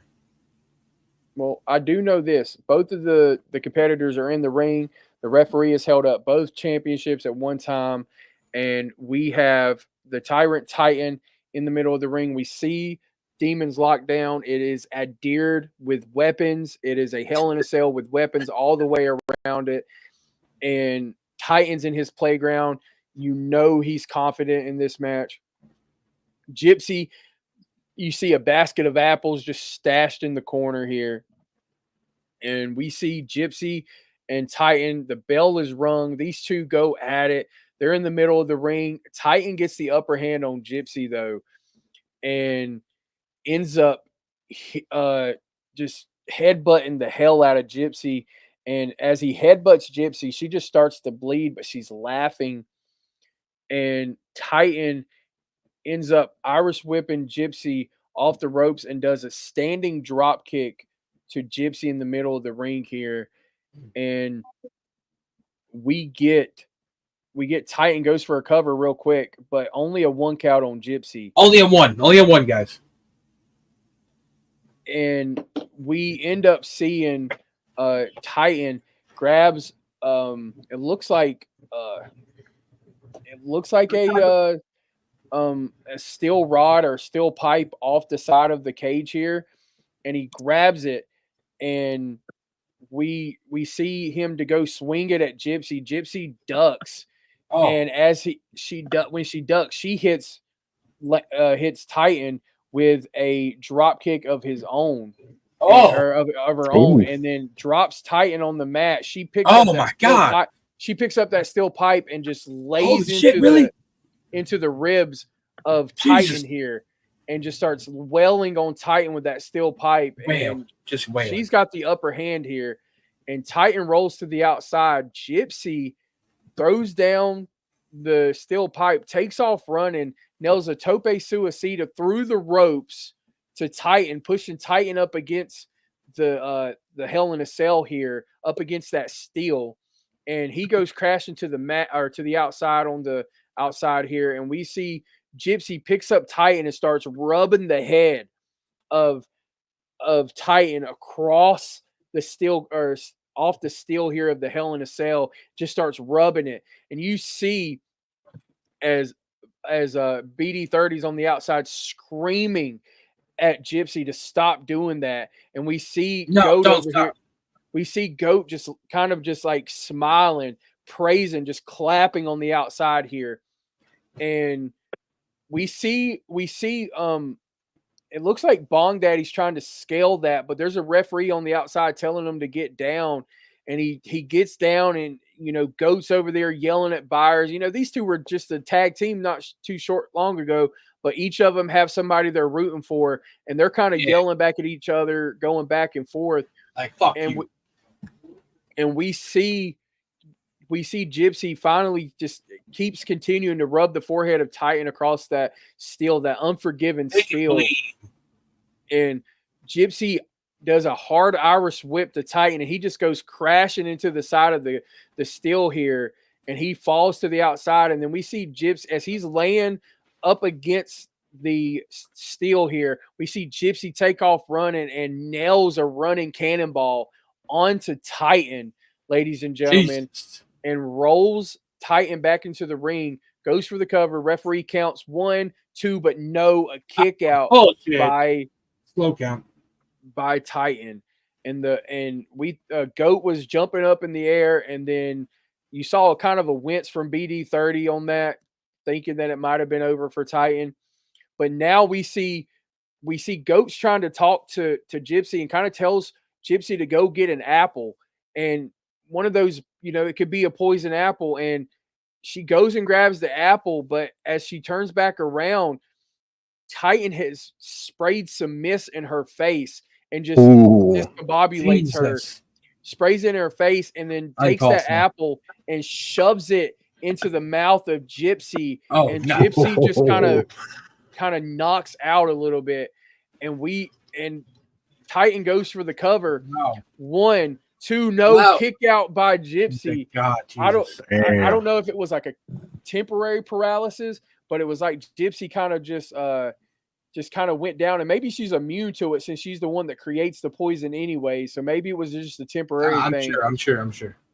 And Titan grabs that apple and slams it over the rest of the apples, and just slams the basket over the head of Gypsy here, and picks up Gypsy and Irish whips her into the corner. He goes to the top rope, just starts wailing punches on the top here. The 10 count punch. She falls to the mat. Titan, pulling out all the stops, does a corkscrew moonsault to Gypsy, nails Gypsy, goes for the cover. 1, 2, no, kick out again by Gypsy. And this is when BD30 and Goat start scaling the they've thrown the referees into the barricades on the outside. They scale the cage here, the Hell in a Cell, and they start knocking. They start knocking the weapons off the side of the steel here, and they're just getting knocked. We see some light tubes. We see a kendo stick. We see a sledgehammer. We see everything just fall to them. Go ahead. It's a light bulbs are falling from the thing. If they hit, they're gonna pretty much They're in break. a bundle. They're in a bundle, so Okay, it takes more okay. to like break them. And we see Titan roll to the outside here. He picks that bundle of light tubes up, and he rolls back into the ring and smashes it over the forehead of Gypsy. God. And we see it just shatter, glass going everywhere, and we see the blood just start dripping from Gypsy's face, and she's laughing her head she's off. laughing hard. Yeah, accept that, Nathaniel fucking Ray choopy poop But head. we see Titan just pick up Gypsy, and then he just hits I think it's the game over power bomb. The suspense is killing me. Onto Gypsy and goes for the cover again. 1, 2, but no. Oh my God! Again by Gypsy, and Bong Daddy can't believe it. And Bong Daddy and Gypsy are not Gypsy, but Bong Daddy and Goat are on the top of the cage, and Titan's looking up, and he motions to the back, and it's crazy, but he starts lifting Bong Daddy and Goat up in the air on the Hell in a Cell as it's lifting up. They're going up into the ceiling, and they've disappeared now, guys. And we don't have a Hell in a Cell anymore. All the weapons have fallen because of this, and we see Gypsy and Titan just going back and forth, guys. And Titan is setting up for that Destiny Breaker onto Gypsy, but Gypsy reverses it and nails Titan with a voodoo kiss. Oh God. And Titan's just out of it. And then Gypsy isn't finished. She goes and grabs a chair and nails him just full on right over the head. And I mean, you could hear the chair shot. You could hear the chair shot of Gypsy's chair over the head of Titan.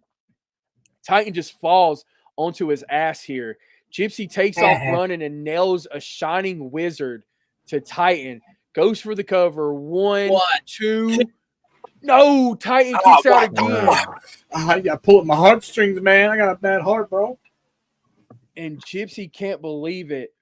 And then Gypsy sets him up and nails that Gypsy drop, that pump handle drop, ladies and gentlemen. And she's not done. Oh, God.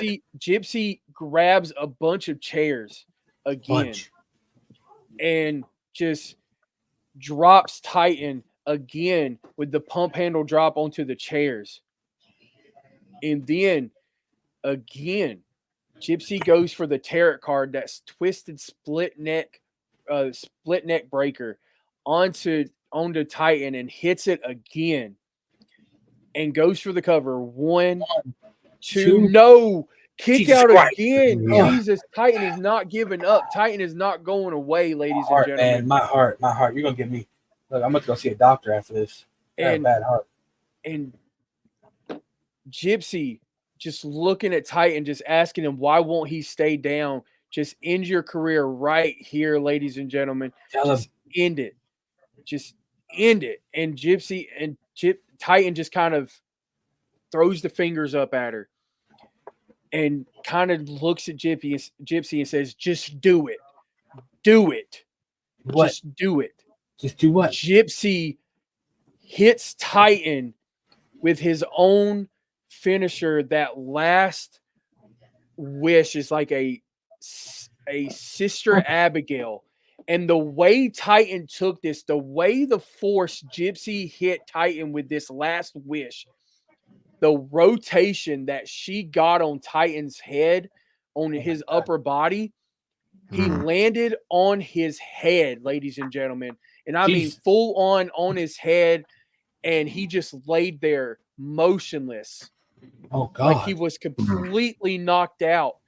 Jesus. The referee goes over to check on Titan, and the referee had no other choice, ladies and gentlemen, to call the ending to this match, ladies and gentlemen. And God. your winner and undisputed, unified UWO World Heavyweight Champion. I tried to tell you. I tried to tell you. Holy shit. I thought Titan was about to get it with that Destiny Breaker, but once the cage raised and all of that, all the stuff fell, holy shit. But, ladies and gentlemen, Gypsy and somehow, some way, Goat and Bong Daddy made it down, and Gypsy and Goat and Bong Daddy are in the ring celebrating. And you should Bong Daddy, before any music can be hit, Bong Daddy takes the mic and says, "Job well done" to his son, Titan, and thanks him.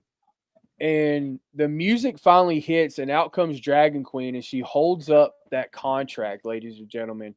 And Gypsy just holds up both of the titles, and they just have a stare down. The question is, when is this going to take place? That is the question for Gypsy and Dragon Queen, two female Bully Club members going at it. But what a fucking fantastic pay-per-view, a fantastic main event, co-main events. But ladies and gentlemen, let me read this. Thank you, everyone, for a wonderful time, and thank you for allowing me to play the part of the Tyrant Titan for 10 years. I'm happy that I can hang my career up right now, knowing that UWO is in good hands. Thank you for welcoming me back. Thank you for letting me be the real UWO World Heavyweight Champion. I might not be a Hall of Famer, nor am I a legend, but I am being blessed by finding people I can call friends. Thank you, Josh Byers, for being a true blue father when I needed it, pretty much.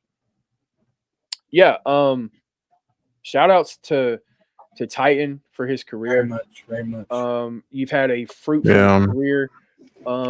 It was enjoyable to see what you have become over the last couple of years. And I truly mean that. To see you grow from the time things happen in UWO to the time you had in Heresy, becoming a world champion over there, becoming the UWO, the real UWO world champion, and coming over here and defending it against Gypsy. I hope your neck heals well. I've heard it was broken, and it was pretty much a career life-threatening ending injury, and it could have happened. You could have lost your life tonight. You pretty much broke your neck. But I hope surgery and all that goes well. I hope you heal fine, Titan. But thank you for the miraculous 10 years that you have given us. Thank you for the time you spent in UWO. There will always be a home for you in UWO. There will always be a place for you in UWO for sure. And to sell yourself on being a Hall of Famer nor a legend, over the last couple of years, you've beaten some of the very best that this profession has had to offer. And in my book, that makes you a Hall of Famer, and that makes you a legend, sir. So don't sell yourself too short with that. And he says it's in Gypsy's hands now, and it certainly is. The undisputed UWO World Heavyweight Champion. And that's how Halloween ends, guys. What a night. It's kind of late. We're going to do final thoughts. Hammerbush. Well, first off, Little Richard, what did you think about the show? Oh wait. Oh shit. You're still using the lube. My bad. Yeah. He's in shock. Okay. Should we give him some privacy? I mean, if you want to, go ahead. Okay. Yeah. Let's give him some privacy. He's still using the lube. Yeah. Hey, I like this. A new moniker for Gypsy, the Tyrant Gypsy or Gypsy. Yeah, I mean, Tyrant. Yeah, exactly. And final thoughts, Hammerbush, on tonight's show. Damn crazy night. Had fights all over the place. It's not even a full moon out tonight. Like Sarabai beating the crap out of his wife. You got fucking domestic violence. Yeah. domestic violence. You got Ruby beating the crap out of random people. You got Mad T and Nathaniel Rage in the back trying to fuck each other. You've got Hey, yo. good matches between a lot of people. One hell of a main event. You know, I will say this about Titan. He was damn good. I've loved watching him. Sure as hell gonna miss that painting in his bathroom. When he promos. I remember when me and Derek used to Make fun of the painting. make fun of it. Yeah. But it was all in good fun. We He's we damn even good, tried to though. sell that for auction, remember? Yeah, we We tried to did. sell the picture for auction. But nah, yeah, Oh, I got it. You got a copy, yeah. Derek's got a copy. There we go. Yeah. But We're yeah, gonna start man. selling that shit. But Can Lane we will be give missed. I think because of that, Titan earned a lifetime contract here in UWO. That means he's given us the permission to actually sell copies of that. Sir, you will get a kickback, I promise. Hell yeah. You'll get a kickback. You'll see tons of people use Oh. that picture now. I remember when Jennifer, our late sister, went up against Titan and called him the little tyke. Oh yeah, Which I got remember him that so shit. upset. I remember that shit. That was fun. Yeah, Hammerbush, great final thoughts there. Yeah, Gizmo. just crazy night. My final thoughts, really, everything went fucking crazy. I was wondering what the hell happened to Bong Daddy and Goat. Glad they were found and not harmed, especially with all the dick riding in the back and pegging and everything else that was going on. But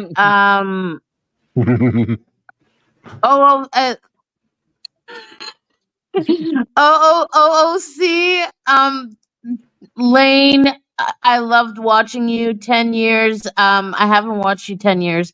I watched you in the last, let's say, 5 years, especially when you were coming up with UVC. And it's sad to see that 2 out of the 3 fucking UVC brothers are now on the fucking retirement list. First Reagan's, now you, motherfucker. And anyways, I love you both. I hope you enjoy your retirement. Don't be a stranger. Pop your silly little tyke head out. Yes, and I'm calling you out because you know you're not gonna fucking tell me whatever. And I hope you enjoy this fucking road. I hope to see you back at some point. T Meltzer. Hold on, I'll do Meltzer's for him.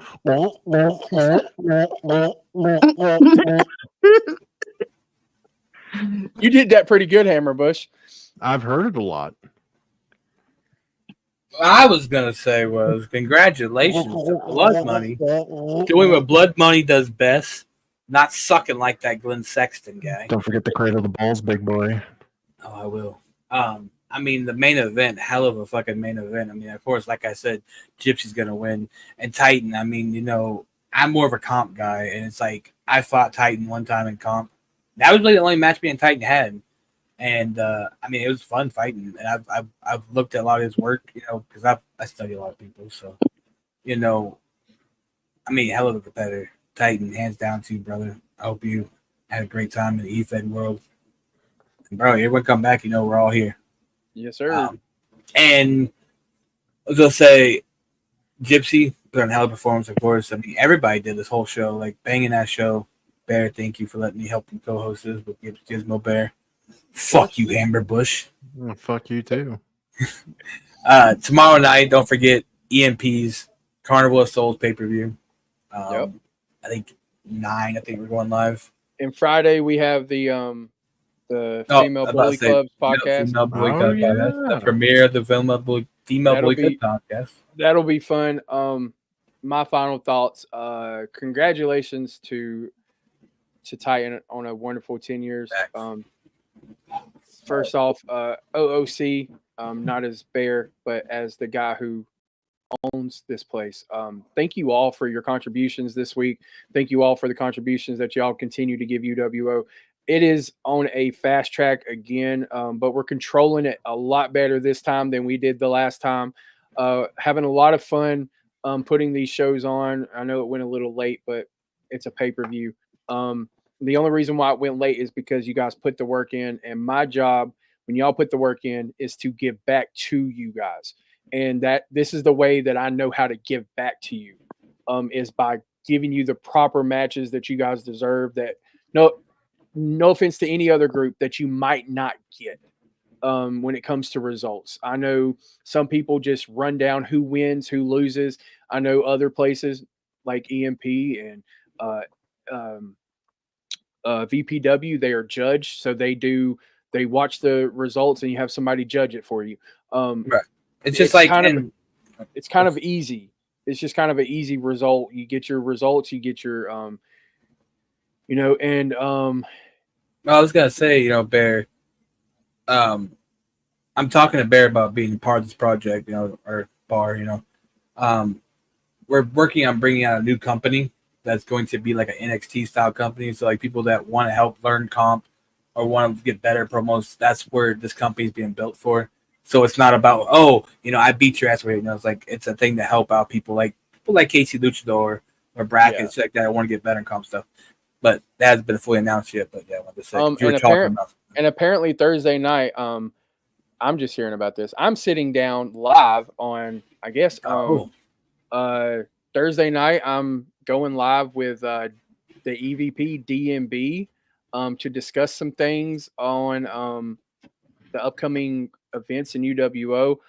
There will be a card out. Look out for that. Tomorrow there will be a card out, obviously. But we've got to figure out what we're going to do with the cleanup from Halloween. It should be interesting indeed.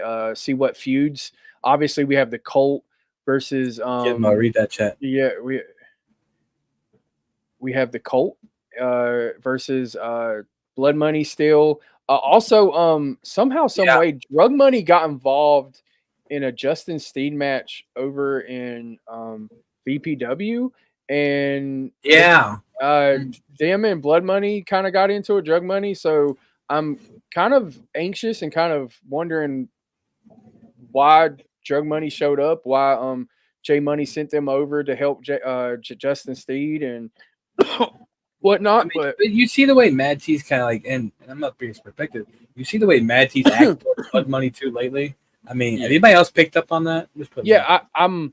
He's kind of not listening to anything that that Blood Money really has to say, which is kind of crazy. I hope that doesn't cause any tensions, because Blood Money is, it's a thing. I think because of Mad T and a couple other ones, but I hope there's no tensions at the head of that whole faction. I hope everything's good. I mean, after tonight, it seems like Blood Money's kind of strong. T Meltzer seems like they've been adding. Seems like the Cult is adding too. Yeah, I mean, that's the thing. Like Blood Money, when they came out of the three letters, fucking, they wanted to be better than the collective. And I mean, if you chalk it up right now, I mean, you do have really 4 fucking factions. Yeah, it's crazy. It's crazy. I mean, and then you got, especially with Drug Money doing what they're kind of doing. So I mean, that might even be 5. You never know where things could go with that. There's definitely a bunch of people there's a bunch of factions in UWO. But ladies and gentlemen, thank you guys for joining us here for Halloween. We've got to get going. They're trying to kick us off the air here. But again, for T Meltzer, Gizmo Bear, Hammerbush, and of course Hammerbush's Golden Cock, I am Bear. Thank you for joining us for Halloween. Tune in to the UWO Network for the fallout from Halloween. See you guys next week.